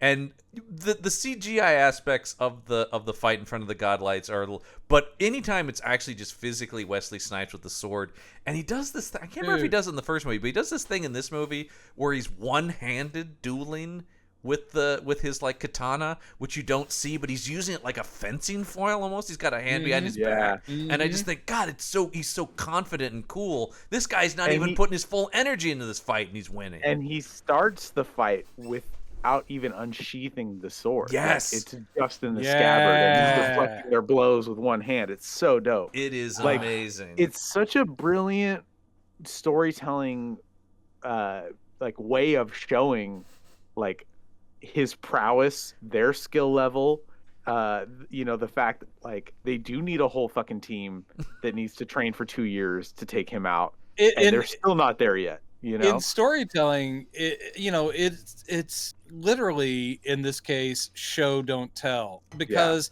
you don't need to have like a voiceover going, for years he has studied with masters. Right. You don't. Right. You just show it in action in the hands of an actor who's also an incredibly physical guy. Yeah. And we don't need that, because we've literally just seen him demonstrate. Well, and that of course is always the thing with guys like Wesley Snipes or Keanu Reeves or whatever, is they're doing it. I'm watching them do it. It doesn't feel like, I think your hero Tom Cruise, I think, takes it to a ridiculous degree, nope, but takes it to a perfect level of screen entertainment. It is effective, and it's awesome to see. It's not someone else doing it, and you believe that's Blade. You believe that's a guy who can do that. I mean, that is the thing about. I am excited for the MCU Blade, of course, but it is like, dude, I don't know this. I mean, it's a tough act to follow. I mean, not movie wise because we left off on Trinity, so they can only improve from there. But just in terms of what's the new take on this character. Blade is the only one that I'm like, just don't do it. Like, oh wow. Like, I mean, they good on them for getting an amazing actor. But look, I love Mahershala Ali. I love that there's somebody with a name like mine who is going to be, but like, I don't know. I mean, I'm sure he'll be great. I have no doubts about that. Yeah, it's more this stuff though that I'm trying to go like, what is he gonna be like with a sword? What's the take gonna be? Yeah. And if it's like intertwined with the fucking Eternals or something, like, I don't care. Like, I think Blade works best when the only weird thing about his world is the vampires, right? Like, oh, I want him in the MCU. That doesn't mean I want Spider-Man to swing in at some point, but I just like the fact the MCU is like, okay, you want magic, there's Doctor Strange. You want tech, there's Tony Stark. I mean, I did love Werewolf like by Night. But the magic and the tech work well together in the sense that, like, the magic is just a different kind of science, like they say in the Thor movie, right? But whereas, you can do the same thing with vampirism. You can, but to my mind, it's like, well, who gives a shit if you got aliens invading that are giant space worms destroying New York City? Like, what's the then who cares if Peter Parker's Spider-Man is helping out the guy at the corner store? The thing is, I don't think that scale is a problem. That the problem for me is scalable in that same way you mentioned, though. Like, that's interesting. Like, yeah, I'm less concerned about Spider-Man. I like there are corners of this universe where these things are happening that would shock and surprise Tony Stark, who has faced off against alien gods and now he's dead. But I mean, the whole thing is that, or is he? If he came face to face with a vampire, it would be just like when he bumped into Doctor Strange. It'd be like, I can't even wrap my brain around this. Thank God there's someone in that universe that is taking care of that. That was kind of what was cool about the Werewolf by Night special, I thought, is that it was all completely contained within the stakes were just for the people involved, not there's no Avengers in the same universe, and I love that. But I don't want to see. Okay, so here's the thing: are you going to suck my blood? Because this is a brand new suit, and I don't want to get it stained. It's Tom Ford. You know what I mean? Like, I don't need that shit. Give me. Well, I don't want that in there either. I love the idea of the implied that there are corners everywhere in that world being watched over by different people. And so it's like, yes, it would be jarring, though I loved as a kid Marvel team up. Come on, Spider-Man would hang out with Jack Russell, Werewolf by Night. But that kind of stuff I do love in comics. In the movies, yeah, it would be a weird thing. We haven't really seen them go that. And Doctor Strange could totally cross over. Well, I mean, I think that is probably key. Should. Also, Midnight Suns, you get Ghost Rider in there, and I'm all about it. I think once you've established Blade, always establish the characters first. Don't throw them into this thing. I think the problem though is that sometimes, like, they can't seem to fight the urge to want to make it to where, like, no, you're right. Oh, there's vampirism is magic. You're right. And that's why we bring Doctor Strange into it. Like, and that just takes all the coolness out of it for me is when they do that kind of stuff, Really? Because the Darkhold is a thing that connects all this sort of dark magic, and vampires are magic. But Brennan, you're doing the thing that comic book fans do, where you go like, how dare you accuse me of being a comic? No, but here, cause, like, you see this kind of thing where, like, for example, when Black Panther was, when Wakanda Forever was still moving forward without Chadwick Boseman, right? Mm-hmm. And comic book fans were going, we deserve to see more T'Challa, and, like, the fans of this stuff deserve to see more T'Challa as Black Panther, and sure, he wasn't Black Panther until way later in the comics and stuff, and it's like that. For comic book fans, yes, but for the majority of the world who is going to be seeing this movie, they don't give a shit about that stuff. You know what I mean? Right. And so I think, but I didn't have any problem with that. No, and I know you're not saying that it needs to be. The logic part of it, I think, makes more sense if you're a comic book fan who read that stuff as a kid, going like, oh yeah, no, that stuff absolutely belongs together because Midnight Suns were a team. There's also, I mean, well, but see, at this point, I totally agree. Like, we're talking with Blade 2, it would have made sense for them to, say Blade's reading a copy of the Daily Bugle, which I wouldn't have But minded had at all Michael back in Morbius been in it, would have been an 2002. interesting thing because that's all Michael contained Morbius would have been a within very the- interesting thing. But Yeah, but at this point, no one who we're so entrenched with the Marvel Cinematic Universe, no one would bat an eye at Blade 100%. walking the same Yeah. streets as Luke Cage and Danny I'd like that Rand. team up. It'd be Oh, like, I'd love that team up. Would be very cool. Blade dude, with the don't arrows even for get me hire. started. You know what's But- interesting is because we're talking about like Blade and Doctor Strange, there's supposed to be a Morbius and Wong show, right? Like, What? isn't that a thing that's going to be? I swear I've Morbius heard and of that. Wong. Ooh, that. Yeah, I I haven't think that's supposed to be a thing. I John, thought- are you I looking thought- that up? I am looking it up. Wong is going to get something because people, of course, love Well, Wong. he just and he's rightfully he so. keeps showing up in everything. Yeah, Yeah, he's the new. but Morbius and Wong would be so weird. That would be a Sony crossover, and they're doing as little of those as they can. I think. Yeah. Let's see.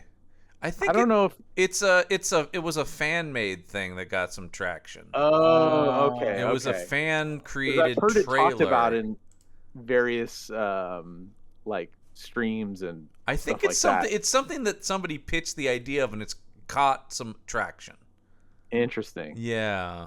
So I mean, again, that I would have no problem with that either.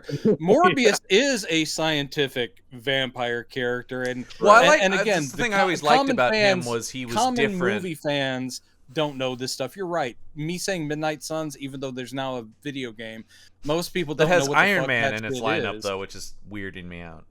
Yeah, I 'Cause know. 'cause somebody went, That's the you reason know- I didn't get the game is you that know, it wasn't Iron Man. enough Midnight Suns. It was Wolverine and Doctor Strange. With But I will Iron say Man. I I'm like, haven't played it yet. Gorgoni keeps telling me I need to play it, but I will say and Captain Marvel. I'm like, dude, give me Ghost Rider and. But I gotta say, Michael J. White plays Blade in it, and that is fucking great casting. Oh, interesting. Oh, That that's is okay. great great. casting.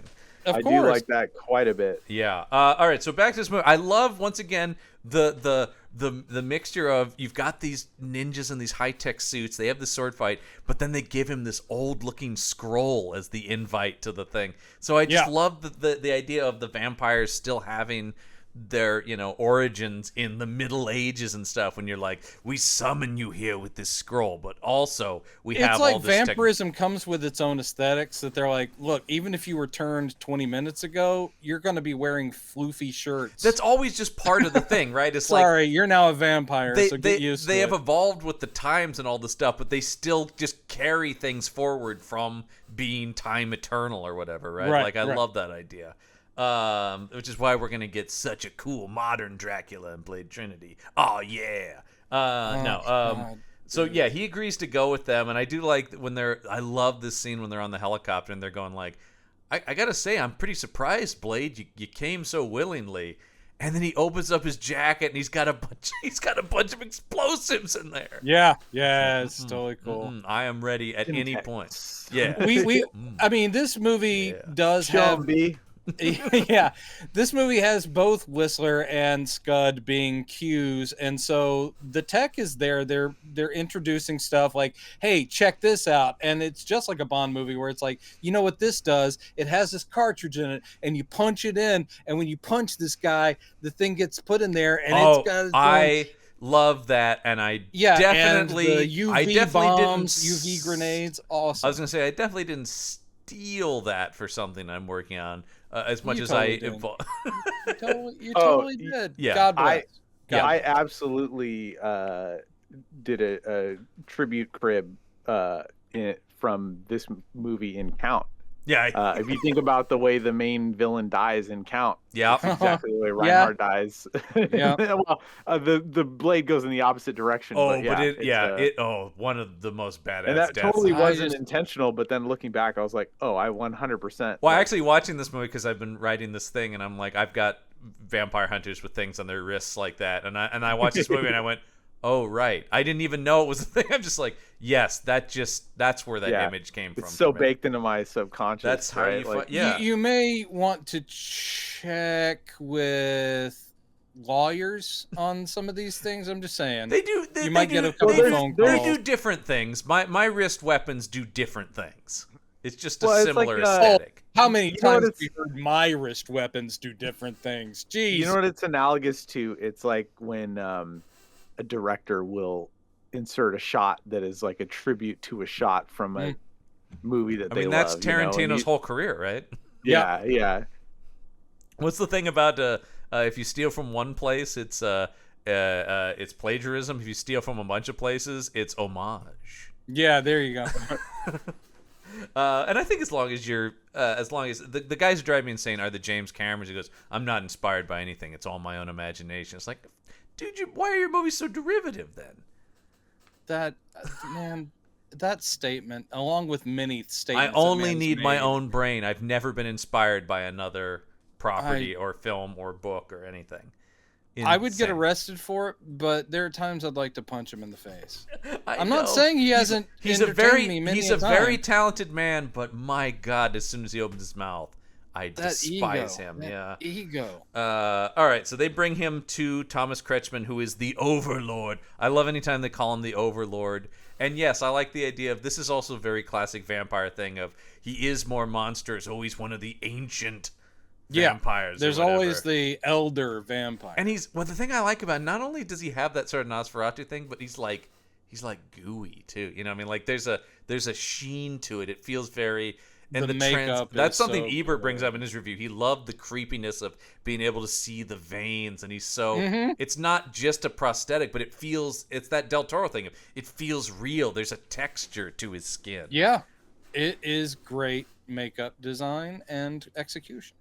And when he does die at the end and he's bleeding like that green blue kind of.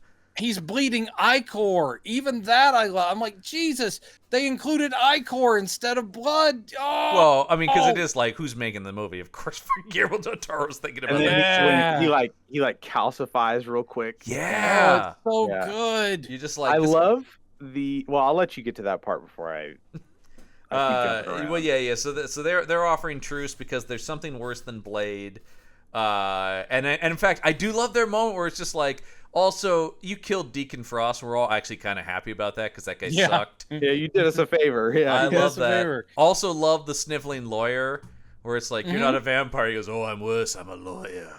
yeah. It's a goofy, but it pays. By the It's way, good. that Man guy who would go on to be Rasputin in Hellboy. Yeah, man. Yes. And, I mean, Yep. I was gonna say, Karel Roden is this actor who I've seen play sniffling foreign bad guys in many, many movies. He's good though. He's always Shout out good. to Running He Scared found with his Paul niche. Walker. Yes. Oh, very underrated movie, the Paul Walker That Running movie's Scared. So fucking good. I love that movie. That movie is absolutely bonkers. And he more- plays the abusive Russian neighbor. Yep. Mhm. Yep. Yeah. People should not see. He's also in. Oh yeah, he's in Born Supremacy as well. And Rock and Rolla. Once again, you can just keep going down his resume, and it's all just like, yes, I'm an evil Russian dude or whatever, wherever I'm really Yes. from. Is he really from Russia? I don't. He's probably like Swedish. Or That's something. always what that happens a lot. He's Yeah. Czech. He's Czech. Which I think this Okay. movie shot in the Czech Republic, so I guess that would Yes. make sense. Yeah. But that's like Peter Stormare is Swedish, which always Yeah. weirds Yeah. me. It's like, but he only plays Russian guys. Russian or German. Yeah, sometimes German. Yeah. I think what's his name? The guy from The Equalizer. The bad Oh guy. yeah, in yeah, that. yeah. What is this like Martin Chokash? Yeah, I think he's like Yeah, I think he's also not Russian, but Scandinavian in the yeah. that guy's awesome too. He was also on Into the Badlands. Yes. Which was he's from New Zealand. New Zealand, that's right. Yeah, yeah. he just does. He's got a look and a good accent. So so they bring him there. This is where they explain that There's a this- new enemy. We need your help. Well, and I in love fighting. the way that they try to go like, well, if you think about it, vampirism is a retrovirus, so it has mutations, and they're Yep. trying to play it off before we get the whole. I do like the way that they seed this thing. It's like, well, how long till Blade figures out what's really going on? Well, and I love how too they just get him with like, well, who do you think they turn to next once all the vampires are dead? Yeah. because he was like, sounds like he's doing me a favor. Yeah, And this they're guy well, Like they feed on vampires. Well, that sounds great. Yeah, but They Yeah. also they'll will eat feed on anybody, humans. and they spread. So I mean, they do the math. It's like within a week, within a month, there'll be millions, and the humans have no chance. Well, and then I He's like where "All it's right, like we've all put right." a team together called the Blood Pack, and it was they talk about they've been training for the last 2 years. He's like 2 years, but you said this just cropped up, and it's like If Tarantino had made this movie, he would have had each one of them introduced, and then it would freeze frame, and they'd have like their name up there with and an it would be Samuel Jackson come on going this motherfucker right here. Let me tell you, and then freeze like he did this, and then the logo. I do. But that's kind of that'd be a Guy Ritchie thing too, right? It Okay. pauses, Yeah, and it's like, that is one Now of the. that is comic booky, Boy, but I we've been- appreciated. Well, we're training to kill this vampire hunter, haven't we? it's right. He's Yeah, the Daywalker, isn't it? that's the thing. If He's Guy a Ritchie, Daywalker, if isn't Guy it? Ritchie made a Blade movie, it wouldn't look radically dissimilar. Just everybody be talking like that, yeah, right. Yeah. It's right, you Blade. It would be Jason Statham instead of Ron Perlman. The rapist, you see him up close, the bottom of their chin just opens up. It's disgusting. It's a lot of fucking flour in it. It's like a flower in it. It's this tube. It's coming out. It's gonna go right down your throat. I love it. So yeah, they then this is we meet the Blood Pack, and he doesn't do anything too sad, but just that pushing on them, and Ron Perlman doing the head like just kind of turn up, and it's like. Ron Perlman. Ron Perlman. I am never. There is no movie that is not improved by the presence of Ron Perlman. Or television show. Or television show. Whatever it is. We just saw. We were Brandon. We were both huge fans of Poker Face. I don't know if you saw that, Ibrahim. Jesus Christ, I did not. He's kind of Ibrahim. I know you're working on something that will make you money, but stop and go Poker Face after we're finished. That's your first thing. It is extremely so good, good. and he is sort of thank you. He's kind of the main menacing villain throughout the whole season.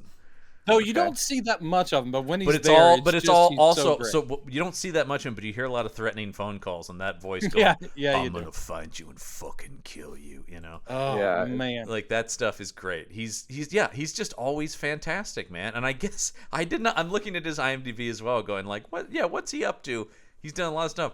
He appears to be the official voice of the UFC because he has a lot of narrator credits for UFC events. Interesting. I mean, you got a voice like that, you know. Yeah. The UFC. And of course, It's so funny though. One of the things the thing that launched him, technically, I guess, being Beauty and the Beast. Yeah. What's so funny is the tough guy Ron Perlman is what everyone wants. It is indelible, and it's so interesting to me that the character he started with is like very soft-spoken, poetic lion Catherine. man. You're like, Jesus, he never played a character like that again. But like, I'm gonna fucking fuck you up. Yeah, I mean, dude, Sons of Anarchy, man, that certainly has made him a fucking fortune. That was First time I ever saw him in anything was Enemy at the Gates. Oh yeah. Oh yeah. Yeah. These Another movie that I saw in high school that was R-rated that I had to pretend I was seeing something Oh else. yeah. to get into. Which was funny because I remember they had that game Silent Scope in the lobby, and I was like, so I can pretend to be Lee Harvey Oswald as long as I've got quarters, but I can't actually go see a movie about a sniper. And also, that's one of those where it's like, it's R-rated, but it's also like kind of a history. It's not like a cool. It's a World War II. It's about the Battle of Stalingrad. You're like, this is. Yeah, but it has nudity. Maybe there's like half a butt in it. There's like half a butt. That is why you should not go see it. And there's just a lot, but there's a lot of headshots too, though. I need to revisit that movie. I do remember liking that movie, but I haven't seen it in a long time. So he shows up. Yeah, he's Reinhardt. We meet. All their names are awesome. You've got Reinhardt, Chupa, Snowman, Priest. Yeah. Priest. I mean, come on, Lighthammer. That's right out of a comic book, man. Lighthammer. What's Lighthammer's lady's name? Is that Verlaine? Yeah, Verlaine. Yeah. Verlaine. Sorry, Verlaine. Yeah. Who is And then Assad. Assad. Yeah. Assad. That's right. Yeah. And he sticks around longer than most of them. Assad makes it almost to the end of this thing. And yeah, man, I like the relationship he has with Nisa. Like they're kind of like a like a sibling sort of vibe to him, you know. Yeah, like and it seemed like they've been partners for a long time. And he gives off the vibe of he should be like the main lieutenant guy, the general, because he is intelligent and well spoken. The rest of the Blood Pack are pretty much, you know, like badass They're very comic booky. But he's the guy who's like, I'm cultured and I know a thing or two. And also Nissa, of course, is also I was raised right. The comic book nature of it, though, they all have their look, their weapon, they all have their signature thing. It's just like, I'm this guy, I'm that. I love it so much. They're awesome. It's full comic book, and that's what I'm here for. It's super smart design too, the way they all have like a different silhouette. Yes. Yeah. It's a guy who, even though Guillermo del Toro doesn't come from comic books, his aesthetic lines up with comic books so well because he knows iconography. Like, that's the thing. Yeah, I was like, just going to say the exact same thing. That's what it is, and that's a guy who appreciates. I think I might share this before. When Guillermo del Toro was on Mark Maron's podcast a while back. And he was going like, oh, I have this extensive art collection. And Maron goes, oh, yeah, really? What do you got? And he goes, well, it's mostly comic art. And you just hear Maron go, oh. Yeah. Yeah. You're gonna lose him right there. I don't know what the fuck any of that is. I'm 90% sure that I saw Guillermo del Toro at the Rite Aid on Grand and Broadway. Ooh. Yeah, like, I mean, because if you stay on Grand, right, well, if you get on MLK and you take it all the way out, like, it goes straight into Milwaukee. Yeah, and he's got business at Dark Horse. Yeah, probably. So, isn't his wife from here too? Oh, maybe, I don't know, but I was just like, yes, she is. God. Yeah, Kim Morgan is from here, and has connections to Powell's that I used to hear about all the time.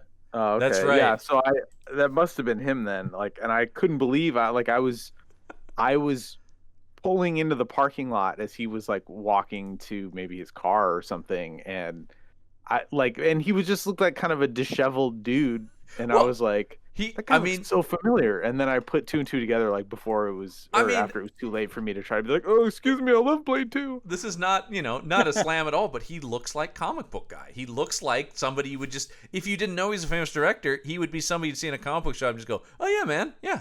That guy fits here. Just like when you by disheveled too, I kind of mean like he looked like maybe he was getting aspirin because he had a real bad headache. Oh, and sure, I be like, but I'm saying in general, he's like, not a guy just that kind of general like fatigue you have when you don't feel well. Well, then it's probably for the best you didn't bother the guy. Yeah, 100%. I know. Yeah. Blade 2, you're one of those guys. Okay. I'll never be that dude who's like bothers someone for a selfie in the real world or something. I can't. Good on you. No, I could never bring myself to just charge up to somebody unless it's like at a convention where it's an accepted thing. I'm not gonna. Yeah.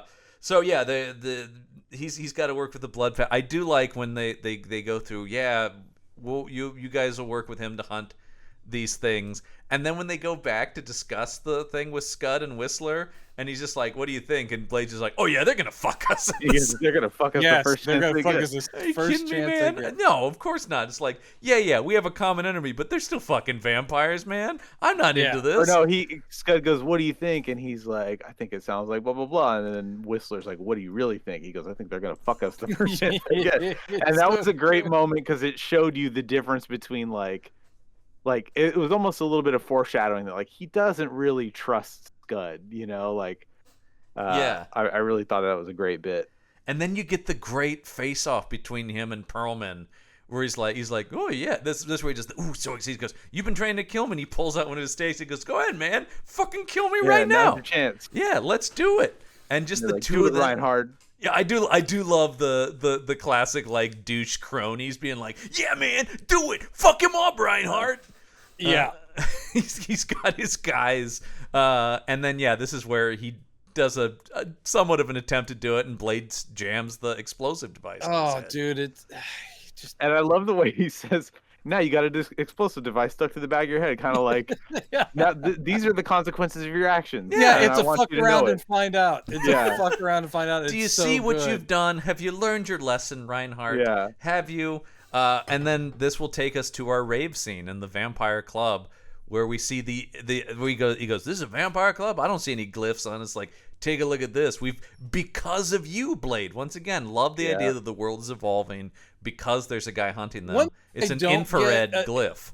One thing I don't get in this scene is like Whistler's like, I'm going in with you. And I'm like, no, you need to stay out here because you won't blend in. I do love, you're going to stand out. And I'm sitting there going like, you're going to stand out. They're walking into the place fully packed out, armed with enormous weaponry. I'm like, unless the vampires are able to sniff out a mortal, which is possible, they might be able to sniff that. I think it's also just on. I also think it's just he's a 65-year-old man is part of it too, right? They're worried that he's going to stand out because he's mortal. I'm like, maybe the guys entering the club with fucking bazookas on their back. I stand by more because he's an old white dude. I think they were being nice to him. I think they don't want to. No, I know that's why. I know that's why. I know that's why. But it just, I know what the kids are into. That's okay. I'll stand on top of this truck with a sniper rifle. No, he's not on the truck. He's on the roof. He's on the roof with the sniper rifle. And it's almost just like Chris Christopherson going, can I just be in a shot by myself and you can shoot me out for the day? By the way, Scud getting a FedEx box of Krispy Kreme. I've never related to a character on screen more. It's all I can sit there is like from US to Prague or wherever the fuck they're in. I'm like, yeah, even if that was 2-day, 3-day delivery, I mean, Krispy Kreme are delicious, but those are going to be fucking stale. you've got the clock is ticking the second you get Krispy Kremes. It is that is a 24-hour countdown before they are terrible. Their value decreases by half as soon as you drive them off the lot. You know? Yeah, it really is when the you get case. them warm. Oh my god. Yeah, but then stale Krispy Kremes though become instantly disgusting. Kinda. But still, it was a good character beat. He's like he says like mother's milk. Yeah, and he's wearing a BPRD shirt. And watching yes. Powerpuff Girls, like yes. this is not your dad's Blade assistant. No, it's not. Now I read this in the trivia. In the script, it was supposed to be he's watching Speed Racer, but they could not get the rights to Speed Racer. But I actually think Powerpuff Girls. How did they get Warner Brothers Powerpuff? I mean, how did they get the? Well, this is New Line, which I believe is under the Warner Brothers umbrella.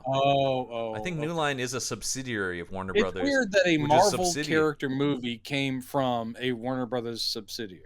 Yeah, but I actually think Powerpuff Girls is more on brand as they're portraying this character. Like at the time, I remember that being like, "Whoa, Powerpuff Girls!" That's like current, you know. Plus, also, Powerpuff Girls is always an indicator that person's going to betray you. This is trouble, man. Judas himself in the Bible was mentioned as having watched Powerpuff Girls before he kissed Jesus. Another great Blade Perlman moment in the club here where Perlman pulls out his pistol and goes, "Boy, it'd be so easy to kill you." And then you see Blade's already got the red dot and the casual under his elbow holding of the pistol. Because he's not even looking and knows the red dot's on him. And then he does the red dot on him. And it has to be Perlman's buddy going, "Hey, you might want to." Isn't that Chubo's like, he's got you, man. Fucking hell. This goddamn. I mean, I do love that Perlman throughout the whole movie is like, in my world, I'm the biggest badass. And then this guy shows up. We've just met the bigger badass. This guy keeps showing up and showing him up. And it's like, God damn it. I want to be the cool guy, but I got fucking Blade here. You can't be the cool guy if Blade's there. It's tough to be the cool guy if Wesley Snipes is around, period. It's just I would say. I'm sorry, that's my thing. If John Shaft were also here, it'd be tough. I will say it would be tough. I'd be like, I don't know. You know, John Shaft and Blade are in the scene together. Snipes tried to do that Shaft remake. That was very much he lobbied for that big time. I love Samuel L., but man, it would have been great with Snipes. Yeah, it would. He would have killed it. But apparently, I think that was a Singleton wanted Samuel L. So all right. But yeah. So I do like the Reapers crawling around the sewers while they're going through the club. The camera pans down underneath, and you've got all the skittering Reapers about. And this is very good. I mean, once again, it's sort of like, yeah, of course, hot take, Guillermo del Toro knows how to make horror, but like the way we keep seeing them in sort of the fringes of the scene as everybody's looking for them, very cool. Yeah. And then finally when when Lighthammer hits that one and just knocks its head to the side. Oh, so good. It's so good. And again, so much better than that shit we saw with Mummy Returns. You know what's baffling to me too is that like 10 years later, I Am Legend with Will Smith comes out and has almost identical looking vampire people, and they are absolute trash because they're CGI, and it's just completely unbelievable. I like that. And then I found out that they actually shot it with actual actors. I know. And replace makeup them CG. Replace them to. It's the same thing with that Thing prequel they made. They made the whole movie with prosthetic makeup, and then the studio went, no, replace it all with CGI. And I didn't see the Thing prequel.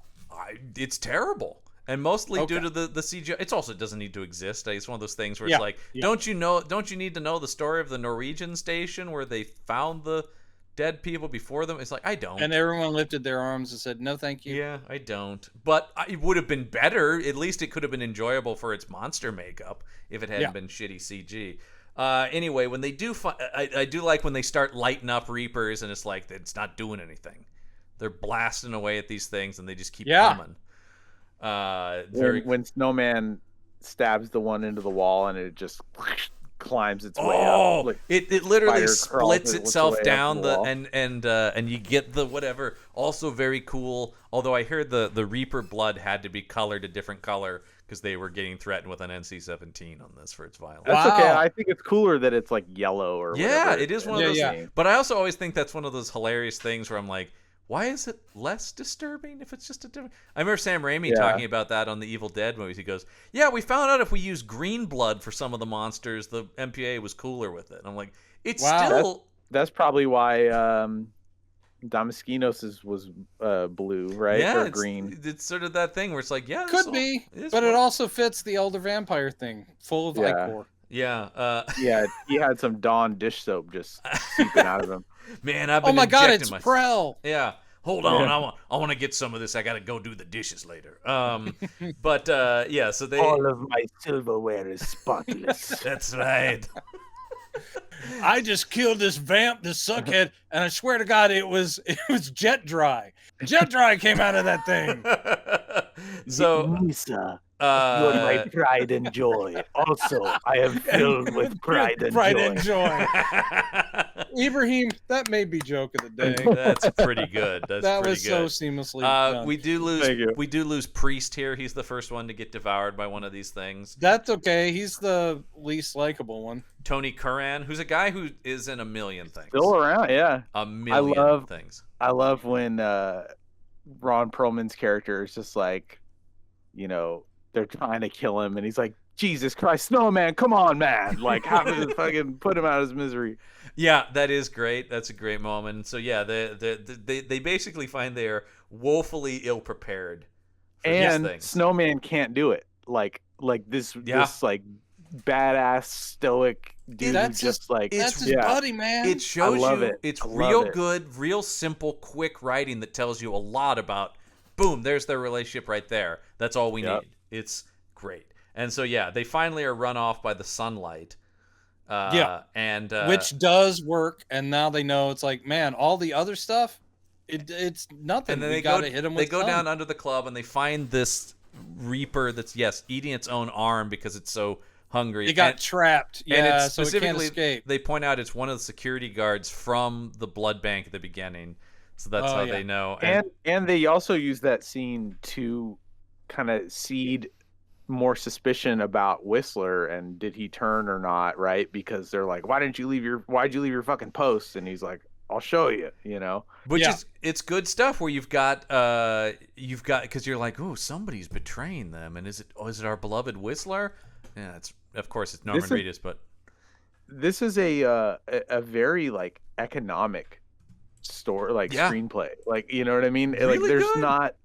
The only thing I'll give Goyer his props for is that he has a familiarity. Obviously, he is a comics guy, and he's not a great writer. But the thing he is good about, I think he's efficient. I think he is a good story guy. I do think he has an understanding of pacing.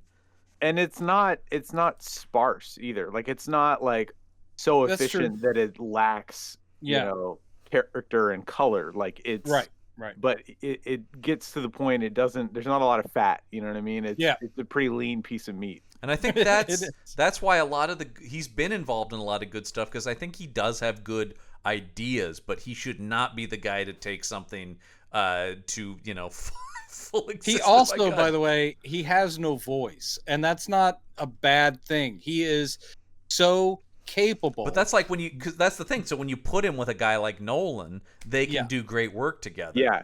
Yeah, like no one could tell you what a David Goyer movie is. It doesn't have a signature thing, right? He's directed like 6 other films, and I don't know anything about them. No. So they bring this back. Guillermo is so fucking thrilled to be doing a Reaper autopsy scene. He loves it so much, and it's so good. The detail on this, talk about the practical makeup. When they open this thing up, you find out there's the secretion from the tooth where they have Scud push on that, which is great. Yeah, it's like a paralytic. A paralytic, plus there's a pheromone. And they discover this is a pretty great idea for vampire evolution, which is their hearts are now encased in a bone cage. Yeah. Which means it's like, they basically do say it's like, good luck getting a stake through that, unless you do it from the side. Which, by the way, Blade will do because he's a badass. But that's good. It that's happens good. a little bit later. I like when every once in a while I hear people go like, "Oh, you think that's coming back?" Oh, I'm like, I love it. I love it when they do that. Yeah, because that's good writing. Set it up and pay it off. Exactly. It's always one of those things where it's like, do you not want them to set things up? I don't understand. Film it in a way and deliver it for the actors in a way that isn't literally looking in the camera going, note this. If you do it in a matter-of-fact way during a lot of other information dump, we've got the other things in there. Because it's always you're like, probably not in the audience and they're going, that's it. But that's what happens. And even if you do, it's enough of an obstacle that you're going, well, if they do, I don't know how they're going to do that. I don't know how they're going to do that. That's also good, right? Like, or I'd always, I had a screenwriting teacher who told me, like, he called that the screenwriter's secret weapon. He goes, the key is to set it up, then have it go on long enough the audience forgets about it. So when it happens at the end, the audience could go, oh, I know that. Then the audience feels smart for remembering that thing earlier. Yep. And it's like that, and that's very true. He always talked about the crane kick in Karate Kid as being one of the best of those.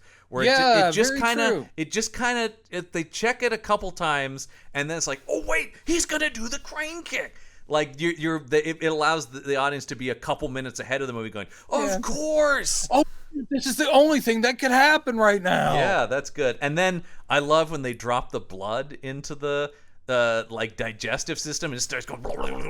Yeah, they're like the head's like dead, but the body still responds. It's like it's like putting fuel into a carburetor, and it just starts like the engine gets going, the pistons start firing. Like, it's so cool. And again, it's so practical and it's disturbing. And I'm like, God bless you, Del Toro, man. Yeah, and it does a cool thing of like, it gives Nisa more agency. Like, she's already a good fighter, we know that, right? Yeah, but like, and she's a team leader, and here she is also showing like medical prowess. Yeah, like she's clearly conducted an autopsy before. No, she's a really good character in this movie, and though there is sort of this, attraction between her and Blade, she is not just here to be the new love interest. No, she's not the new that was girl a big in Blade. problem I thought with the first one, was that though the actress was not at fault, I kept thinking like, they're trying to build that character up, but she still becomes damsel in distress. Nissa never does, and that's good.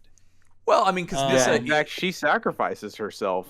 Mm-hmm. I also like that they go through with actually doing the tragic ending to their relationship as opposed to. That's another thing I love about this movie, is that it's got a very kind of Shakespearean thing with the family dynamics. So good. And that's also very Del Toro. All of his movies have this very emotional core. You have the human lawyer guy questioning him and going like, he goes, even if, are you willing to even sacrifice all that you care about, even your own family? And our big bad's like, oh yeah, absolutely. And at the end he's like going, oh look, it's my daughter and my he's a great classic supervillain where it's like, there is nothing that will get in the way of my vision. Imagine Damaskinos is like a Logan Roy, like, fuck off. Fuck off. fucking Nomak is like, Nisa, what's the shape of this thing from 30,000 feet? Because I want to see if we can get something on the. God, it's so great. I love any scene on Succession. It's time for Vampire Succession. Dude, I'd watch it, but I was gonna say I love any scene in Succession where Kendall is listening to hip hop music because I'm like, yes, 100%. That guy would think that is in any way related to his life. Yeah. And he's just like when he's getting pumped up. Anyway, I'm always about to talk about Succession because it's fucking amazing. Well, and we'll probably still be talking about it after it ends. Oh yeah. This show frequently brings up my love of monster killing weapons. And my favorite thing in this movie are the fucking UV grenades, man. These UV grenades. What a cool idea. Because they established earlier the UV lights on the front of the rifles. Right. You know what I just realized? Those grenades bear a striking resemblance to the Batman Begins little explosives. They do. Little mines. You know, they kind of have that sea mine look to them where it's like a sphere with Goyer's got one move. I love the way the final design of them are the ones that like actually have these moving parts, which is also Del Toro. He loves his little like gadgetry things. So it's not just like it'll explode. Takes that it's to like the next they level go in chink Hellboy. chink chink chink. All these little parts of it pop out. And then the idea that explodes. you put a bunch of them together to make a big bomb with a plunger on it. Dude. And then you get Ron Perlman going, I may have neglected to tell you that the plunger stick is stuck.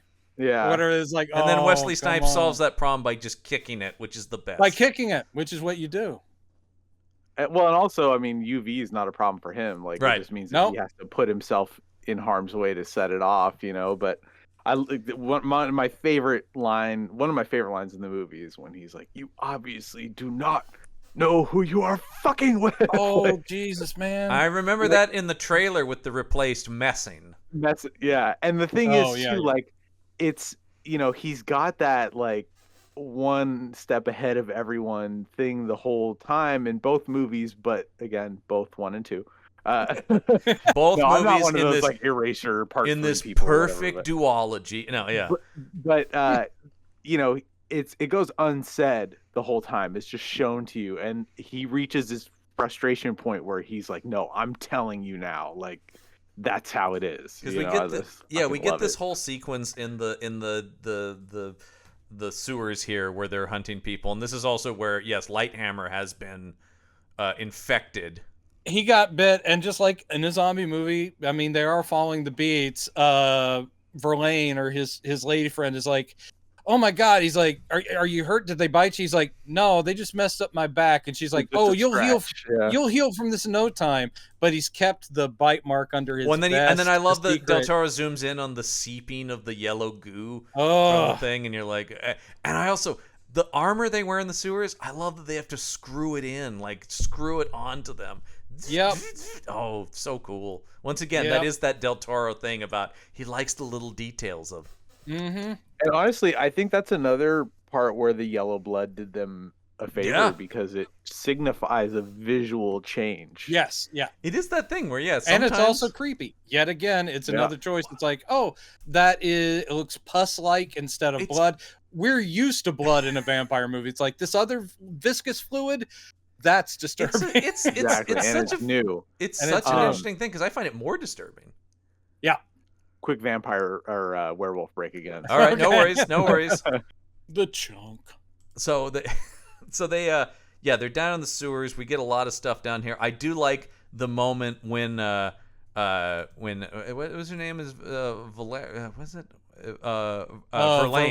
Verlaine, when she sees Lighthammer fully reapered out and just eating it, and she's like, "The fuck is good? Oh my God!" Yep. And then her opening the manhole and burning them both up. I know. Very, very good, man. Because look, that's love. That's love, and it's love, and it is sort of thing about like, he's a monster now. She doesn't do the classic zombie movie thing of I love him. Right. Yeah, she's like no, we're out. Not only does she do that, but she like is in a race for her life to end it. You know what I mean? Like she's fighting against his pull so that she can kill them both, which is crazy. It is crazy, and I I could just watch another 20 minutes of Wesley Snipes dual-wielding vampire-killing pistols and shooting his way through. Dude, that's what I said at the top. Yeah. If it was just Wesley Snipes destroying people with hands and feet and weaponry, I'm good. And I love the pistols with the blades on them. Oh. It's just like you'd think it would be overkill, but it's pretty cool. It's pretty cool. Well, and I also love because it's not killing them. He has the whole thing about like drive them back with your guns. Yeah. And then they're trying to basically bottleneck everybody, all the Reapers, so that they can blow them up because they with have this the UV linked bomb. together grenades bomb. But god damn it, Reinhardt and the other Chupa. They're like, you know what? Yeah, we got to work with Blade, but we can fucking kill Whistler. Yeah. God. That I will say that's it. I know that it works for this movie. It is a really stupid choice where it's like, well, look, I don't think you want they're to meant take to them be out, particularly take them out smart after characters. everything's over. But while we're battling the Reapers, why not do this personal grudge thing and just take down the old man? Well, and it's like, yeah, of course, Chupa is, not only an actual vampire, but he's like in fit and in shape, and this is an old man. But Whistler's got the fucking Reaper pheromone that he sprays all over him, and you just watch him get devoured. Oh, it's good stuff. I do love that though, how that shows like what kind of people they are, right? Yes. They're trying to take advantage of this situation where they're being helped by somebody who's their fucking sworn enemy, and they're going to use that as an opportunity. It's just what Blade said. He's like, look, they're going to fuck us. They're going to fuck us the first chance they get, 100%, and that's right? exactly what they do. And yet again, Whistler being a badass. Ever a badass. I'm trying to think. I mean, I've definitely seen other Chris Christopherson movies, but I'm like, I needed more Chris Christopherson being badass in movies. I mean, it's kind of true. It was there, but he wasn't like, he was famous for like A Star Is Born and stuff like that. Not necessarily that he was always kicking ass in movies. Dude, Convoy. There was one that I think was like a Western or something that he was in where he was he was in the Sam Peckinpah. He played like Billy the Kid. Yeah, or Billy the something. Kid. I was just gonna say yeah. I like that you went to Convoy, a much worse Sam Peckinpah movie, but he's in. Yeah, no, it's terrible, but Pat it Garrett is an Billy the action Kid. film that he was in the 70s. Yeah, back in I love just like in the idea that like trucking was popular. What? Yeah. Sorry, man. America went through a big rig truck phase. That was cool. CB radio. It was a big thing for like a hot second in the 70s. As a kid, I knew CB lingo. Didn't have my own CB radio. Isn't Flashpoint kind of an action movie too? I haven't seen it in a long time. You seen Joyride? Oh yeah. Candy cane. Joyride. That wasn't what's his name, but I just love that. That was Wild Bill, wasn't it? Yes. That was Candy cane. We'll get there because when we reach modern day, eventually this show will become Campbell and Jones Meet the Slashers. So we will get there. We'll get to some joy because that's one of those where it's like there's that one movie and then there are like 7 straight-to-video sequels to Joyride. Yeah, it is Yay. absolutely insane. That and Paul Walker. Oh for man, the second time tonight, dude, I miss that man every day. Yeah, I really do. I love that guy. He was really underrated, I think. Did you ever see that movie, Vehicle 13? Yes, it was called. Yeah, great movie. Great movie. He did a lot of cool action movies that I think went under the radar because people just remember the Fast and the Furious, which of course he's great in. But you know what, John, you and I should do a podcast called Walker on Sunshine or something. I would love that, man. Once again underrated. We can talk about the skulls. You talk about the Long Walker, except for that wouldn't, because he had a famously short life. So maybe the Short Walker. We can talk about Into the Blue. I wouldn't want to play on his length of life. I think I would just use his name. It'd be more of because you should always be because sad when you think of Paul Walker. It's a celebration of his life and work. Oh, obviously, okay. I like where you're podcast going with would that. be. And still don't understand how he lost the role of Anakin Skywalker. Because he was up for that. He was up for that. He was one of the people that auditioned, and I'm like, I'm sorry. I get it. I don't understand in either. what world was he not the perfect choice for that? And I'm not, he still would have had the terrible dialogue, but he had a lot more going on than Hayden Christensen. He would have had a lot more charisma. for I sure. I agree there. Yeah. I agree. Yeah, we just went through, once again, to plug more of our Patreon content, we just went through and did a watch for the first time. Brendan watched the Fast and the Furious movies. Yes. So I've now seen them man. all except for X. I haven't seen 9 yet. Oh, it's fun. It's yeah, fun. that's what I just need to like get an afternoon or something where I can sit down with it. But I mean, it is. We were just talking about that. It's After you plow through all of Poker Face, then definitely check out Fast 9. what I'm trying to remember, I don't know anything about Poker Face. Who's in that? It's Natasha Lyonne is the star of Oh, it. I can't stand her. I won't Oh no! Oh no! It is the best TV mystery show in She's- like a million years. She's great, but she's not for me. That's Wow. fair. That's fair. I you know what? That's a very good attitude that the internet never has. It could just And be I like, think- I can see why other people like it, but not for me. I think honestly, it might have been Blade 2 that. Oh, made Blade me go- Trinity, yeah. Or Blade 3, excuse me. That's Blade right. Trinity You that know made what? me Until you go, said that, because that movie's so terrible, I forget she's in that. Yeah. Oh man. Oh yeah. She's totally wasted in it. All right. So yeah, they also make a point of showing Blade save Nisa here, Yep. which is And very there's- unlike Blade because she's a vampire.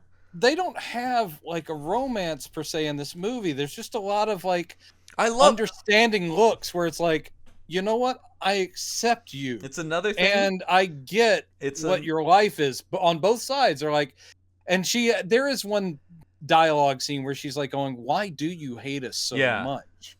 Yeah.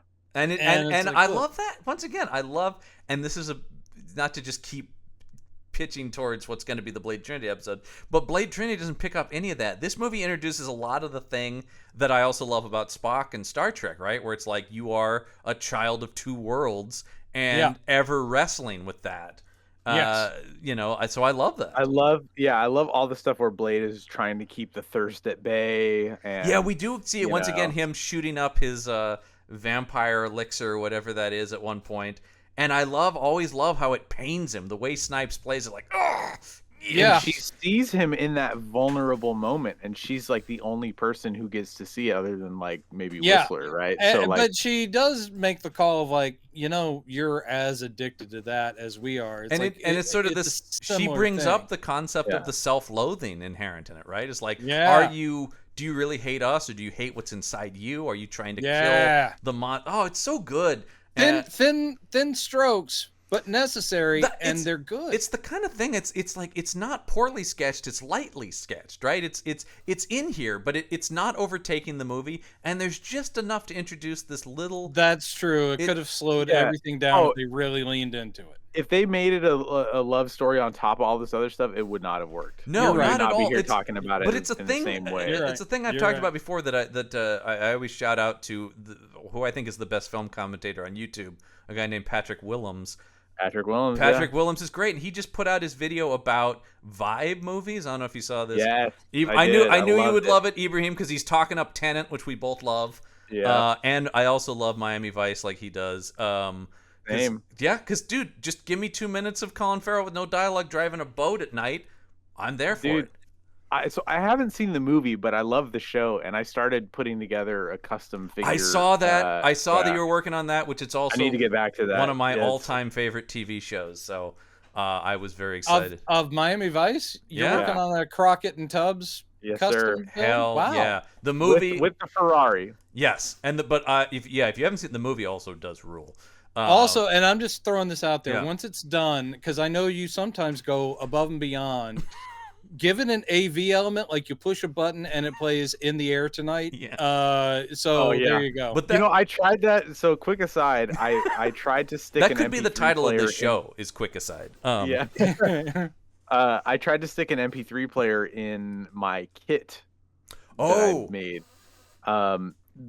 I found one that was like a self-contained thing, and I ordered it offline, and it showed up, and it's a memory stick with the MP3 player built into it. And then I thought, I'm not gonna stick a nameless memory stick from China into my computer. Oh, yeah. That's pretty smart. Probably. I just decided, I don't think I'm gonna do that. I think that's a bad just idea. So the car could go, I don't know about that, Michael. Exactly. So I should try to find a Bluetooth speaker that I can do it from my phone. I just wanted it to be all self-contained. Did know? you see? I have seen. Because they're just trying to aim right at me, and I don't own any of their stuff. But Playmobil has a kit, and it does talk with the voice of William Daniels. Oh, yeah, I hope his family gets a little kickback from that. I hope they get a little. He's still around. He's still alive. Yeah, he is. Yeah, he is. Back. He's still unbelievable. He's still popping up at conventions to sign toy cars. It's great. He's still signing all that Boy Meets World. Oh, that's huge, man. That's huge. They did at Emerald City a couple years ago. They had the first like full cast reunion of Boy Meets World. So. Oh wow. Yeah, and he was there. Because he refuses to die. I listened to a Elmore Leonard novel as read by Ryder Strong, and he fucking killed it. It was so good. I need to listen to that. It was Kill Shot, which they made a movie out of with Thomas Jane and Diane Lane. And, man, that's great. He was phenomenal. Man, I would listen to it. 100 books read by that guy. That guy's good. He's a guy who I could see getting like a chance and being like, holy shit, the guy from Boy Meets World is pretty good in something. Yeah. Other than Cabin Fever, which I think is the only other thing I've ever seen him in. Oh, that's right. He's in that. Yeah. All right. So, Perlman does basically go like, oh yeah, the bomb's broken. So, good luck, Blade. Mm-hmm. Did we talk about Scud's reversal yet? Oh, that comes after this because they're going to get captured here. Yeah. Scud's reversal because that bomb. I thought you meant the one on his head. No. This where the plunger is stuck. Yeah. And I do like Blade kicks it, but before it goes off, he does jam the barrel of his pistol in one of the Reaper's mouths and shoot it. Which, dude, come on, is total. This whole sequence actually reminds me of Aliens, one of my probably top 10 favorite movies. And then that particularly reminds me of when Michael Biehn does that and says, "Suck on this," and blows the back of the xenomorph's head off with his shotgun. Because I've seen that movie I got asked to leave a library for walking around quoting that line. That's not something you tell people about. Yeah. I was just like, guys, I'm just doing a tribute to one of my favorite films. Ibrahim, he's legally obligated to tell people about it. I actually have to go to all my neighbors. I was kicked out of the library for saying so. Also, the judge was not buying I was just quoting Aliens defense. Yeah. Michael Biehn had to come out with a statement saying, "I know nothing about this. I don't know the man. This man is not authorized to say suck on this." They and also before all this goes off, what's the main Reaper's name? I forget. Nomak.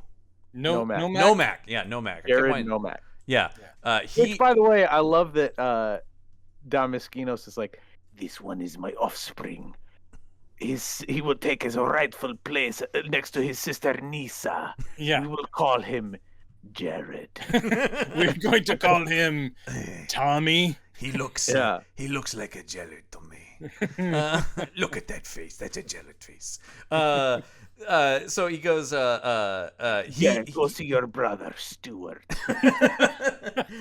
Stuart, king of vampires. All my children, Rye and Gabriel. And Gabriel's not bad, actually. I kind of like that one. But, that one's Mitch. Yeah. Come see your father. That's Eric. He's pretty cool. Actually, Ridley is so talented. I believe Eric, rarely ever said, but Eric is Blade's name. That's true. Yeah, almost never said because it doesn't matter. What is it, Eric? Eric Brooks, right? Brooks, yeah. Yeah. But you can call me Blade. But no. So Nomak pulls Whistler aside and whispers something to him, and he goes, "Give him this ring." And so the audio when he whispers, it sounds like when a little kid is pretending to tell you a secret and they go like, yeah, I know it's the same thing. Yeah. He gave you this like, that was nothing. I just wish Chris Evans goes, what? So yeah, they get captured. What makes you think I can hear you with my old ear? That's hold on. Something he would have. I gotta turn up this hearing aid. Just give me say it into the good one, you fucking ass sucker. Well, I do like, of course, as soon as he sees him, he's like, "You motherfucker! I'm gonna." And he's like, "Whoa, look, just give me a second here." But yes, they do betray Blade and tase him with their futuristic vampire tasers, which are pretty cool. Like literally the moment that they think that they've been, victorious against this new enemy. And so we did it. Oh no! Again, fucking him the very first chance they get. Yes, literally. Indeed. And so they take him to their such cool comic book supervillain headquarters. Yeah, where he's got his pool of blood. Which, by the way, I did write down. Blade goes into blood pool. I am available, Marvel, for a miniseries about Deadpool's brother, Bloodpool. It'll make millions, I'm sure. His costume is more black than red. See, so they bring him here, and this is where Chris Christopherson's like, they fucking made the things. They were engineered. And the guy's not, Damaskina's not even hiding at this point. He just goes, no, let me tell you all about it. In fact, check out my vampire embryos. Yeah, he monologues and then shows off his Palpatine canister. This one is called a Jason. I just wanted to be the whole thing with that. Look at the cute little vampires in there. Hello.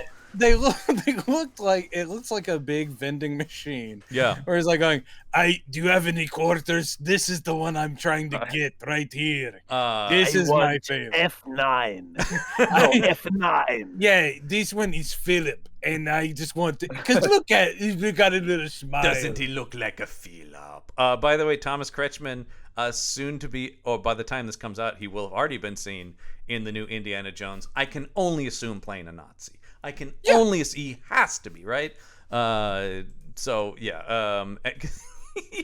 you don't even see the Nazis in the Tom Hanks movie Greyhound, and this guy is just the voice of the Nazi U-boat commander in it. So it's just like even the voice. I know.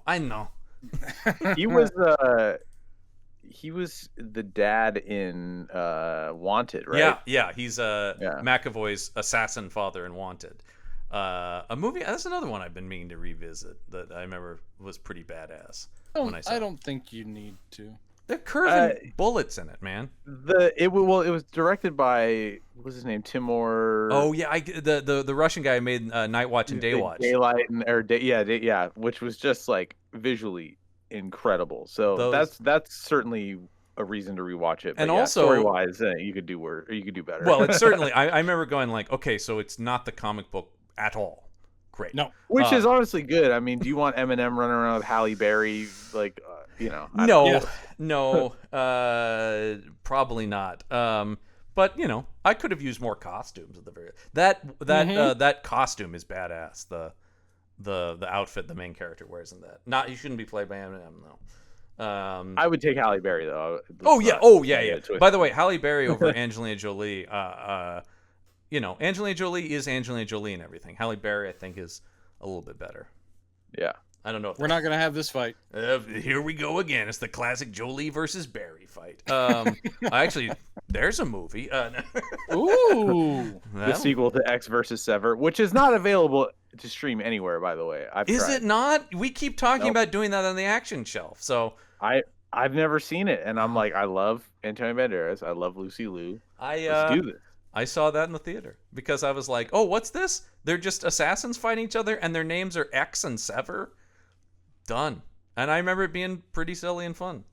X and Sever. Yep. Yeah, I got it. Ballistic : X versus Sever. You don't get better than that. Come on. Ever reminding us yet again that, Brandon, you are not an action movie devotee by any means. I'm an action movie devotee, but with standards. The thing is that I don't just embrace all action films. I look for the good ones because just action on its own does not satisfy. For me, I pity you. That's all right. No, it's all right. I look. I'm the same good way with pretty much action. every genre. Like I love vampires, but a bad vampire movie hurts me. Well, I don't just sit there going, well, as long as it's got vampires, I'm good. I welcome people to go back through the catalog of episodes because that hurts both of us. We've been hurt on this show. We've been very hurt. Just 2 weeks ago, we did a movie called The Forsaken that is unwatchable. So Jesus Christ. yeah. All right. So this is where he goes to detonate Ron Perlman, and oh no, it's a dud because Scud is crooked, man. Oh shit! And then he's like, I guess I don't need this anymore, and he pulls it out of his own fucking head. I love the way Ron Perlman does things. He's like, oh, that's better. Yeah, it's great. It's good stuff, man.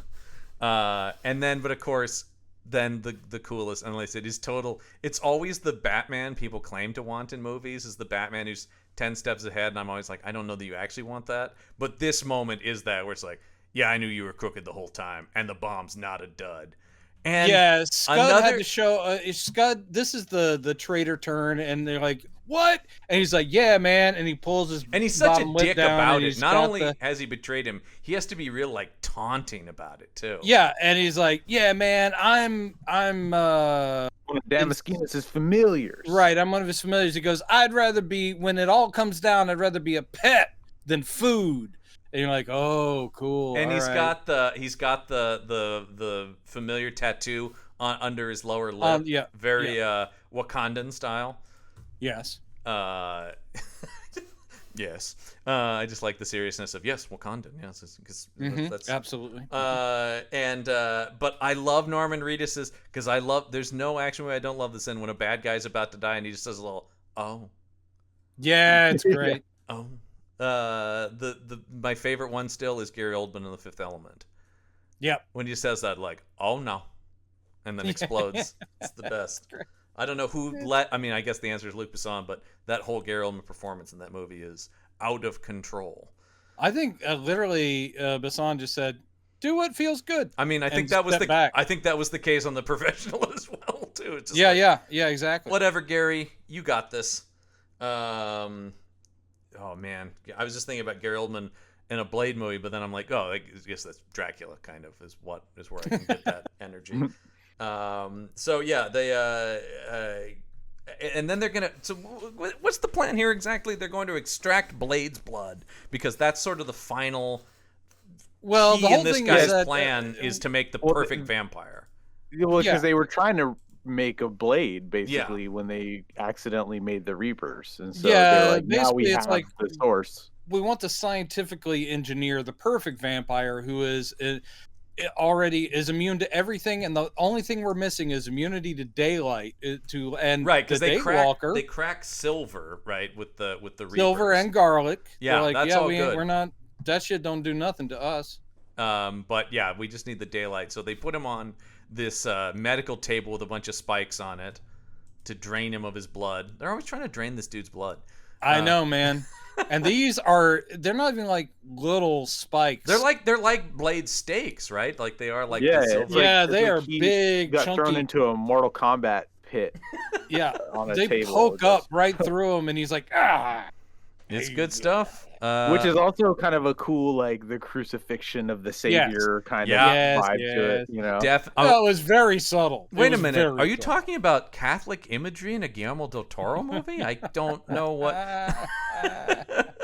That man's upbringing comes into all... And that is that's... Yeah. I mean, to Brennan's earlier point about the Cossack that Damaskinos has on, like, he kind of is like a corrupt priest who's like, these are all my children. Yep. You know? Yeah. I mean, it's omnipresent in his work, and I think, you know, if you're gonna end up in a career in horror, having a Catholic background, not a bad thing. Yep. I always found that to be the scariest of the religions. So anyway, pull that quote, everybody. Yeah, that's gonna get you some play. Whatever. Come at me. Come at me, Roman Catholic Church. Yeah, man. I've said that long ago. All right. So yeah, they're doing that. Meanwhile, I do like it's once again, it is Perlman sort of underestimating Whistler that allows him to get the upper hand here and escape. I do like it's well shot and cut around, but like old man Chris Christopherson scampering around is a little bit like, yeah, I don't have very long on these shots. Yeah. Dude, you gotta bend my knees for you're gonna Plus, give me they give him the whole thing of the leg brace. Yeah. So he's also got that built in as this whole movement device, and it works. but it also allows him to be an old dude running around. It does. Something about both of these films, but this one in particular, in a lot of ways that I love, is that there's an implied like lived-in backstory for everything, right? Yeah. And one of my favorite bits is in the beginning when Whistler gets back to the base and he goes to the old scale and fucking like just reaches back there while he's talking, not even looking, and he finds his wedding ring duct taped behind. I liked that a lot. Sucks his own finger and pops it back on, and like just little touches like that are all throughout these two movies. This is what happens when you get good, smart filmmakers and quality actors. They can come together and stuff like that to bring up the level of a David Goyer script. Yeah, that is technically business. That's not even commented on, and it adds so much. It's like just a little bit of thought and care when you're constructing a character or a scene. It adds up, and it makes the whole thing better. Also, when Whistler shoots this lawyer through the floor, awesome. Oh yeah, and this guy plays a great death. The way he's like, what? As he's dying, he's like, I don't understand how I'm being shot. I remember hearing an acting teacher talk about that once. Where they were talking about death scenes are often poorly done because you still need to be acting something while you're dying. Like you still need to be having thoughts. It can't just be I'm dying. It needs to be more like, how is this? What and that's what he's doing here. Where he's like, what, bullets in me? How? That's what I love about when Denzel gets shot in movies. Is he does this like. He has this look of incredulity on his face, but also like accepting it at the same time. It's so Dude, if the Denzel podcast didn't already exist, I would suggest doing the Denzel podcast. It's similar to the Harrison Ford thing of there's probably in my mind never a better. I mean, Bruce Willis is great, but never a better human action star actor. Where I'm not just talking about death scenes, but the way pain registers on his face. Where they're surprised, also you're seeing his thought process of like, shit, what do I do next? It's all there. There's actual acting in him, like taking a punch, pretty much in the history getting of shot film. In the shoulder or whatever it is. Almost no one has ever like taken a hit as well as Harrison Ford on screen in terms of doing it in a cinematic fashion. Exactly. When he just takes that shot to the shoulder in Raiders when he's in the truck. And he's just like, whoa! Like it's just like, uh-oh. And the big bald dude in Raiders that punches him. Yeah. That where his knees go out. I don't even know how he did that. I don't even know how he did that because that is and the whole the whole exasperated thing where the guy's telling you, he's like, fucking hell, okay, Jesus, all right, yeah, I'll fight you. Yeah, okay, that's another podcast too. That and of course the other guy in that who has really mastered that now is Charlie Cox as Daredevil. His whole exasperated Charlie Cox, like you believe he's doing all that Christ. And he's taking every punch. Yeah, and it just is. You actually see him tire out. You so rarely, and in a case like this, I don't necessarily expect it. Although you do have great moments like when he's getting hit with the stakes. But like Blade is sort of a superhuman character. But yeah, that very human like, oh God. But yeah, Blade's in bad shape here, and he's got to go into the blood pool. Yeah, well, they're draining him. And I don't remember how he gets off the table. And is it Whistler that gets him? Whistler. And he goes, right. And he's like, "You got to take care of yourself now, boy." And so he's on top of. There's this platform above the whole tube system and the pool of blood. And bad guy's like, "I've won, ha ha ha!" But Blade literally drops down, just falls into the pool of blood. And then again, I wish this had been real thick blood instead of him standing up and it drips off like Kool-Aid. But it is still cool because it's like that's all he needed. He stands up, comes out of the blood pool, and it's like, oh shit. And he does one of those cool shit. You don't know how he's rising, like he's on an elevator platform. Right, that was very Del Toro apparently calls that out in the commentary, being very much a nod to Martin Sheen in Apocalypse Now. When he's coming out of the mud. Yeah. But where it's just his head rising up out of the mud, you know, with no, like, way. He's not showing any exertion, but very iconic film image, and it is cool as hell. And yeah, he just lays waste to Ron Perlman's guys. And I love while this fight is happening, Whistler is just shooting the vampire empiros. Yeah. And it's just like, yeah, this whole thing is getting fucked. And of course, Ron Perlman, being the kind of villain he is, he just sends all of his goons to get murdered by Blade. Mm-hmm. And then, also the whole time, Ron Perlman, because every bad guy's got to do this, is like, yeah, man, I got Blade's sword. And when he goes, I got a big sticker, man. all back to the great Donald Logue. But when he goes to stab Blade with it, and Blade just catches the sword between his hands, and there's even this moment from Ron Perlman where he's like, "Oh fuck," Yeah. and then slices him in half lengthwise. Yeah, buddy. I remember seeing this in the theater, just going like, "Oh, that's so badass!" And the two halves fall away, and they burn as they. I think what I like about that is that gore effect could look too CGI, but because he's burning at the same time, it's not really meant to look like a real body getting cut like that. It just looks good. It looks kick-ass. And it's so satisfying. You've been waiting to see him take that out. There's that great moment right before that where he suplexes the last guy into that glass floor. Oh, yeah. He then- totally WWFs that dude. Yeah, and then it just goes, and he just stands up like Michelangelo out of a sewer going, pizza. Yes. You know? Yeah, he pops up. It's pretty great. So you get all this, and then at the same time now Nomak is also attacking the compound because we got to get everything. Yeah, and there's this like one man storming the castle aspect to it that is so cool. It just feels so epic. I love the way Luke Goss is taking these bullet hits, and he's just like, he's taking the impact on him, but he just keeps coming. I'm telling you, Luke Goss in this movie is one of the greatest villain performances of all time, in my opinion. It's so layered. Like, it didn't stand out to me like it did for you. I mean, he's good. Amazing. He's amazing. It's just, I mean, if you think about it, like he's this like rejected son. There is that. And there's a tragic element where Yeah. almost at the end you That's the feel Guillermo bad del Toro. for him a little bit. He's there for like, Father, witness me. Am I That's everything true. you know? Like, That's true. And like once you find out that that's his motivation, like that this was done to him. He didn't ask for this, and that makes him. There's that bit where I can't remember Elder Vampire's name. Damaskinos. Yeah, let's go with that. Call him Dad. Yeah, Dad. He gets in the elevator, and like it's like, all right, daughter, you come with me. Nissa goes, joins him, and it's like you've got Jared going, wait for me, and the door just closed. Like, so sad, sorry. Though he will show up later in there, but if it that is were great. a fucking James Gunn movie, by the way, they would cut to Damaskinos and Nisa in the elevator with Zach playing. Yes, and also hitting that button really hard. Hitting door closed. Hitting the door closed button really hard.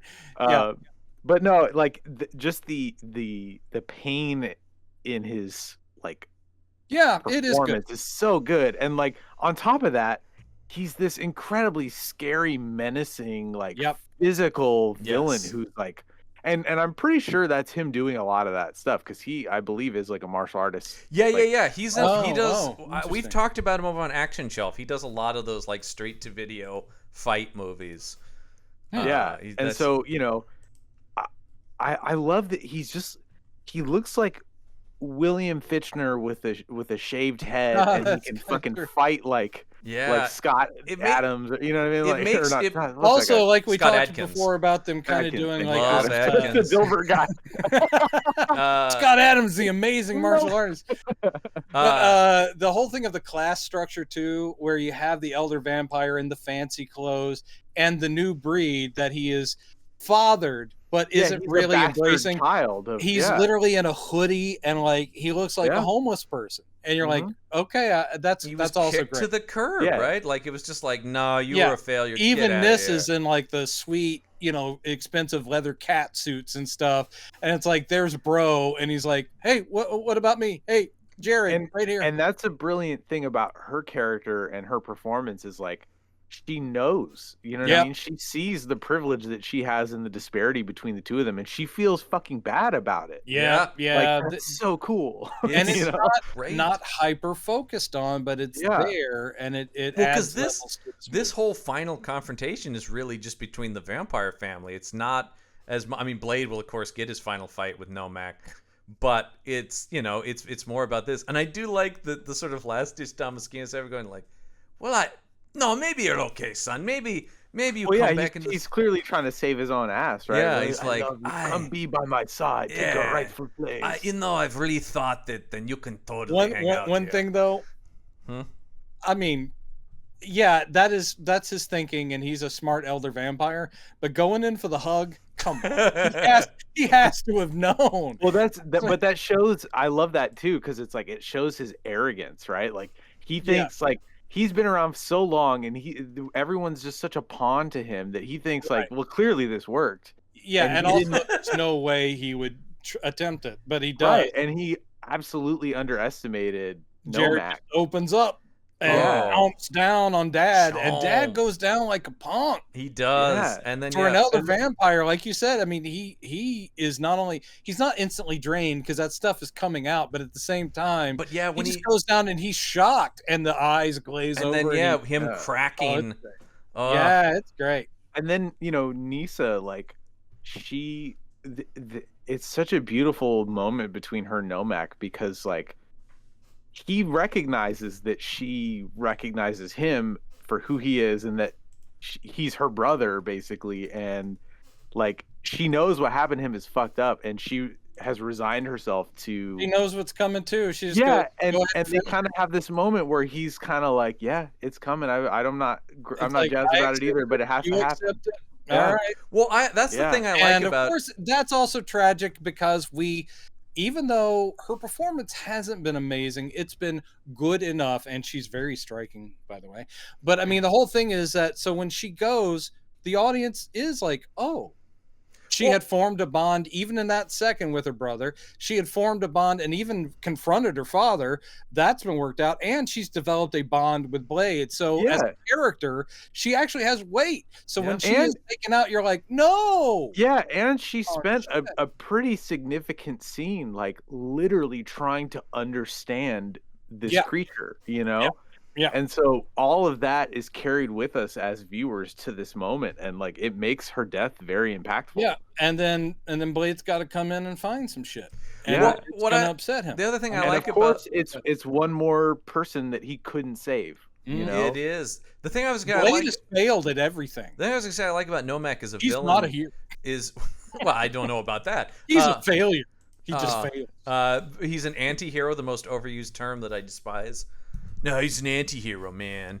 Oh God. But it just means that your character's a jackass is what I've come to realize that means. But no, the thing I was gonna say, what I love about Nomak is even though we have sympathy for him, it is like no, he's so far off the deep end, he has to be destroyed. It's still he's a junkie who like he did steal all your grandma's shit and sell it for it's like you know what I mean? Like there's no redemption. I get it, man, but you have to be stopped. Yeah, it's the same thing I love about Killmonger and the world Black has Panther not been fair to you, and it's the same with Killmonger. Exactly. Yeah, the world has not been fair to you. Absolutely, but you have done horrible things. We can't let this go. It just you're beyond reproach at this point. Yeah, and I love that. And Nissa knows that it's that sort of thing where it's like, well, I can't stop you. But then we get this cool ass fight between him and Blade. Love Blade leaping and just stabbing him in the shoulder with the sword. So cool. And then him pulling the sword out. Yeah. And licking the blade. That's always and then when Blade does, the payoff happens of the sword through the side, and it doesn't quite get there. Mm-hmm. And like it punctures his heart, but it hasn't killed him. And then there's a nice he does it himself. Yeah. And then he has that line where he's like, strange. It hurts no more. And then like, oh my God, it's just such a like that villain death. Like we did not deserve that in this kind of movie, but we got it. It shows when you have a real deal filmmaker in Guillermo del Toro. He's really he's not just going, this will be cool. I mean, he knows how to make stuff cool, but he cares so. His movies are always so emotionally strong, right? There's such depth to the films. In addition, that's why he is a guy who can win an Academy Award for a horror movie. And the Academy can pretend it's not a horror movie. It's my favorite thing. Same thing when Jordan Peele won for Get Out. They go, well, if you think about it, it's not really a horror movie. It's a fuck them for not being able to just call the well, thing that's why I it love Jordan Peele when he had Us out. They go, well, this sort of and he goes, fuck you. I'm making horror movies. I want to make movies that scare people, and that's my goal. I'm not going to apologize for that. This is the genre I work in. Bless that man. Yeah. Oh, yeah, absolutely. I hope he gets to. I would love to see him make like a proper monster, like a classic monster movie at some. I mean, he should do whatever he wants to do because he's a genius. It would be very much his own thing, but I would love to see his take. See him play around in that. And so what's your werewolf like? What's your vampire like? And then Nisa's death is so great and tragic and beautiful when she goes, I want to see the sun. A bit of a cliche in a vampire movie where it's like, I'm dying, I wish to see the sun. This is the thing about this, and we talk about this all the time. It's like, it is a cliche, but when it's done well, who cares? Jesus, that actually is in Black Panther, where he's like going, oh yeah, I always wanted to see the sunrise. Oh man, talk about one of the best villain deaths. I love that last scene absolutely. Between Killmonger and T'Challa. Them just sitting next to each other, and then T'Challa even going when he's going like, no, maybe we could save. He's like, no. Even Killmonger knows I can't function in the world. Man. Oh, it's so good. Yeah, man, it's almost like that movie's really good. I don't know. And then what happens? That's the end of the movie, right? Oh, right. But there's the moment when Nisa is like, and I think it's justified by the fact that the sun is slowly rising. But she just like, when Blade is violently like stabbing all these vampires in the opening and they just explode, and then she just like gracefully like, she basically Thanos out. Snap. Yeah, exactly. She just away. I love it. Yeah, it's nice. Yeah, I love that it's like it kind of is breaking the movie's own rules it set for itself, but who gives a shit? Because it works so well in the moment because she was more than them. Because it is slow at the beginning, which does allow her to be expressive and him looking at her, and it's flaking away. But once she goes, then it is like that, just like, and again, good animation. Yeah, her head like tumbles off. Yeah, there's weight to the body's ash and smoking fiery parts. You see it like go whoop. I'm like, that's really good because they have to film some like tree logs and stuff on fire to see once it starts to embers of it, right? Like it just sort of feels very weighted, and it's great. And then it all just swirls around them, and you're like, that's pretty. And then we get our little button that is so set. Once again, I remember being so happy in the theater when it's like, oh yeah. The chubby vampire informant from the very beginning who gave up where Whistler was and got tortured. The Ducati tire. Yeah. He basically said, go pass on this message for me. And I'm going to let you live. He goes, but only for a little while. I'm still going to come for you. Well, he does the great thing where he goes, catch you later. So then... The point. Yes. And we're like, okay, so what are we seeing now? Now we're in some scuzzy area. And he's in one of the peep show booths. Theater. Yeah. Peep show. And he's like... I do like that the vampire goes to a living guy at a peep show, goes, the girls in here, are they really live? Yeah. It is great. Yeah. And I love when he's putting his coins out. He's like, okay, just put that there. Yeah, he's got his coins out. He's got Kleenex. And he's really getting ready. And he goes, a razor blade. And he's like, razor blade. He goes, just in case, razor blade. And then when the curtain goes up or the thing, there's Blade on the inside. And the pose, he goes, where he's got the pose and he's got his hand to his chin. He's like, what? You think I'll forget about you? And I was like... and sword through the glass and into the man's head. It's the exact perfect length where it's like, through the glass, into the head, go to credits. Yeah. Oh, it's so good. And it leaves... You get the sad moment of Nisa's death, and then it leaves you with one more, like, you get to leave the theater going, oh, Blade's a badass. Yeah, he's still Blade. He's recovered enough to keep the fight going. Oh, the mission is ongoing, He's not going to go to Wayne Manor and chill out for 8 years because his girlfriend died. Oh, I'm sorry, Mr. Nolan. Okay. Yeah. Did you hear me on that one? Well, Nolan does listen to the show. We know that. Misread of the entire character you spent 2 all movies right. building Yeah. up. Yeah. I believe this has come up a few times on the show already. Deep anger on that. Now, this will prove to be evidence as to how much I love this movie. Mhm. Yeah. I haven't watched it in a year, Mhm. and yet I was able to carry on this conversation, quote lines directly from it. Yeah. It's been less than a year. But it was probably 6 months ago I watched it. Yes, I did watch it, and it was a joy. But I will say, I was sort of like, sometimes when I know these movies really well, because I always just take notes, so I have the exact sort of order of scenes. But it's almost like it's like the ghostwriter thing, where it's just kind of like, I don't even, I'm ahead of the movie in my notes almost, where I'm like, and then it's yes, I'm confirming, yeah, that is what happens next. I forgot some sequences. Again, it's been a long time since I've watched it, but everything came back as I'm watching, and again, my appreciation. It's the same good cast for the most part, with new additions. Well, the core characters and all great new additions. But it is all about Guillermo del Toro. I mean, because that script is good. The script is okay. Give Goyer his due. It's okay. I mean, I think, like I said, and I think it does what I think. Goyer is a good, and I see why studios like him as well, because he knows how to build a structured blockbuster film. Journeyman guy, but it is just about he knows the pacing of an action movie. God damn it, that guy. That guy is amazing. He's a guy who, and I actually do like the vet, but I was gonna say, even if I don't, he's one of those guys that I love, because even if I don't click with whatever movie he's made, there's no question. It's like, well, that's what he wanted to do, though. That's someone that I loved his film so much, and this is not shaming; it's concern.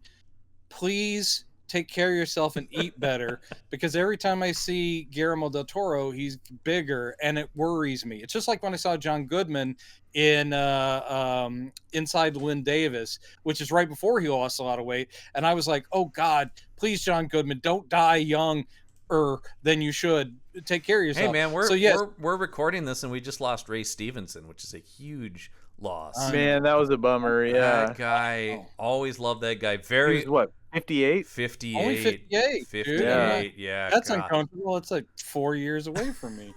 But I'm not in a Ray Stevenson kind of shape. No, by the way, a very underrated Punisher. I really like that Punisher movie he did. It's totally insane, and probably the most accurate to what the comics are like.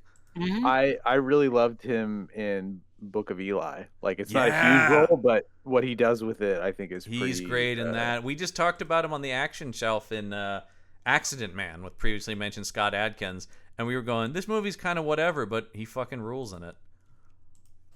He was just in the creator of Dilbert was in an action film. Ray Stevenson was just in that Indian movie. RRR one. Yeah, he was in RRR. Yeah, he is. I haven't seen it, but I've read that he was in it. I was like, oh shit, I didn't. That movie sounds batshit, and I should watch it. But it is one of those movies where I'm like, I don't know. Yeah, I've only seen the clips from it, like everybody else. I watched the first hour and 10 minutes or so of Bahubali, or I think is how you say it. Yeah. And if it's anything like that, which I think is the same director, it's pretty wild.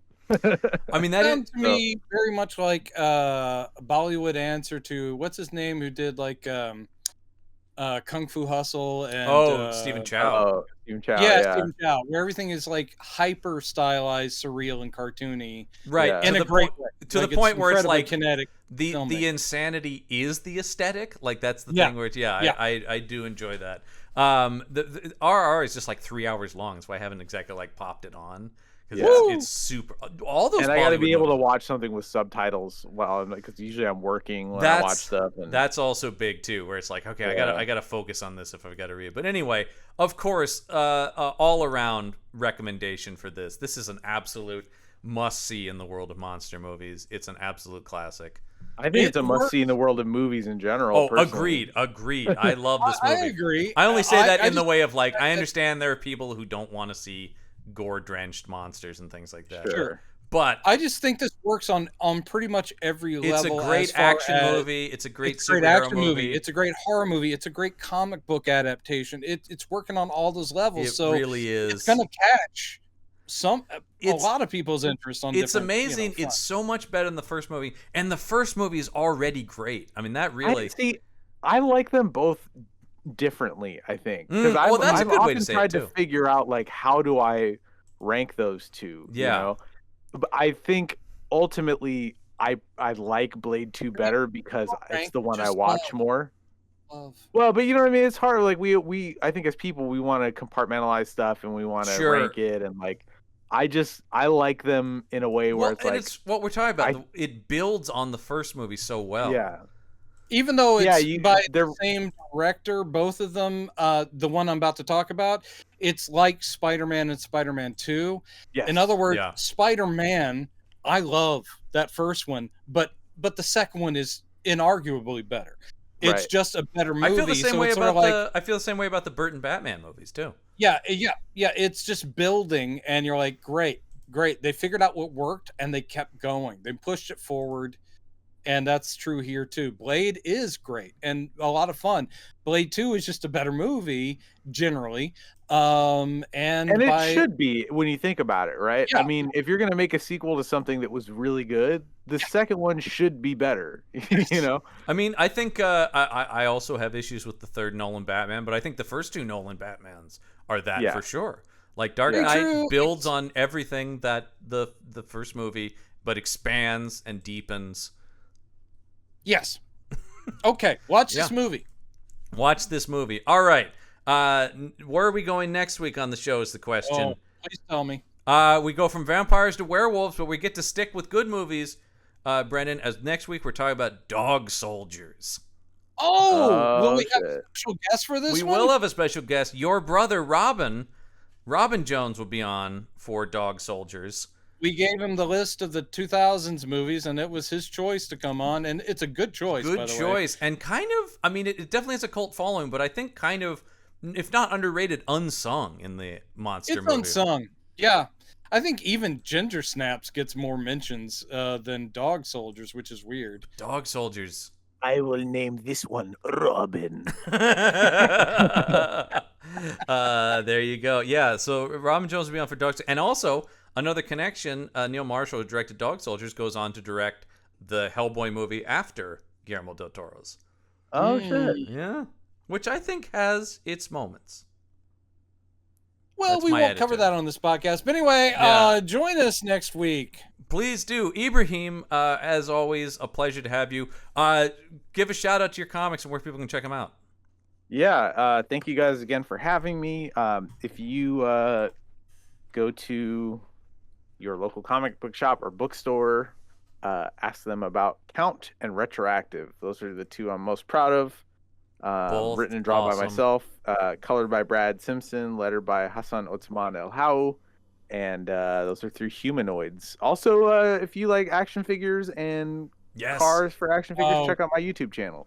It's insane what this man does. Oh, thank you. I just recently had probably my most... Oh, I didn't say it was good. It's just insane. He's crazy. I had my most popular thing that I've done for a while on there, which was I modded out the new McFarlane The Flash Batmobile to be a much more screen accurate representation of it. So in doing that, the car is comes in a glossy black plastic, and the canopy that slides over the cockpit was way too tall because they made the car is not in scale with their own figures. So I see. They were trying to make it tall enough to give it clearance. The interesting thing though is that it has the room at like where Batman sits at the back. Like it clears his ears, so they didn't need to make it tall in the front like they did. So anyway, that necessitated me literally chopping the plastic and then refabricating a screen accurate canopy for it, which is the bane of everyone's with this car. Everyone's like, the canopy's wrong. Not only that, but you also did it as a matte black, like it more is in the films. Yeah, I was trying to do so in the film. They actually used for the screen used car. They used what was called a flip flop paint job, which was like it was this imported Japanese paint that was essentially they were trying to make it look like a live animal, and so depending on the angle you were standing at, it had like this iridescent oil slick kind of look to it, where it would be like a little bit blue and green, a little bit purple, but still black, right? Yeah. And you can see my trials and tribulations with that on the Dude, it YouTube is. I mean, that has hit videos. me where I live. I'm the man who never shuts up about Batman '89. It's the movie I've seen more than any other movie. That I gotta say too, I love the Bruce Wayne figure you did, and the detail of his glasses that he wore, his little reading glasses, little gold glasses. I love it because I remember seeing that as a kid and going, man, I want those glasses. This guy. They were so cool, man. Kid going like, is he doing a Clark Kent or does he actually need those? I think he needs them. Because he puts them on to use the back computer, right? It's like that's right. He does. He doesn't wear them out He's and human, about. just like us, man. He's human. Yeah. I also made the car a 2-seater. It only had 1 seat in it. That has driven me insane about so many Batmobile toys they've made over the years. They always make them a 1-seater. I never got. And we know that Kim Basinger was sitting right next to him. Right. Yeah. The interesting thing about when they make because vehicles for action figures that are in scale are very difficult to come by, right? They like sure nobody are. really makes them unless it's Hot Toys making for their giant 6-scale figures, right? And of course then those cost like $500. Because right. they are making an 89. More than that, frankly. Yeah, their 89 I think is like $700-800. They've made a tumbler. They made both versions of the DeLorean from 1 and 2. Yeah. Did they do a Ecto one? I can't remember. No, Blitzway did. That's a Korean company that does, and it's incredible. I mean, it's like it's like this 4-foot long fucking car that you have to have in your house. It's huge. Good Lord, we are deep diving here, but I will say this.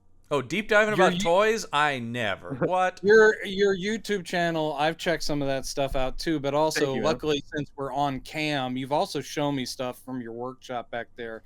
Any of you guys at home that are fetishists for pop culture stuff to the extent of action figures and dioramas, you got to check out what Ibrahim has done. Yeah. It's just nuts. At some point he will go on vacation and the house will be empty and I will be in there.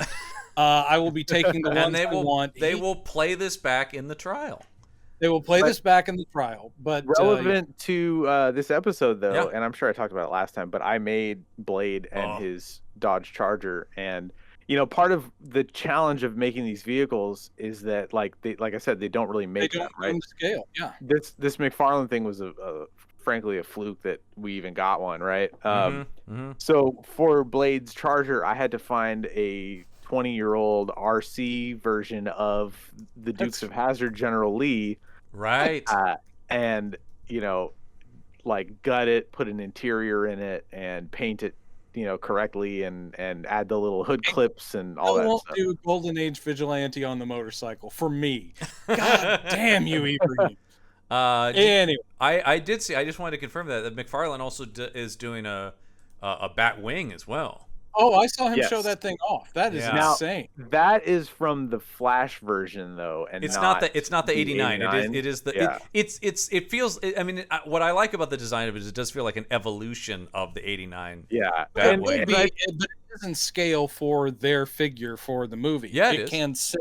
In that it is. Right, yeah, which makes it perfect for 1/12 scale figures, which is what I collect, because McFarlane does his vehicles a little bit too small for his own figures, right? His own figures are like. I'm just looking at here. I also like the paint job on the Batwing better. It's a little like beaten up, and that there's they actually did some silver dry brush weathering on it and stuff. I like the Batmobile was very bare bones, but it was only $60. So that's the other thing. This is $250. So yeah. But that's why I don't have it. I basically made it like as close to a little Hot Toys one as I could. I put all the details on it: gas caps, working lights.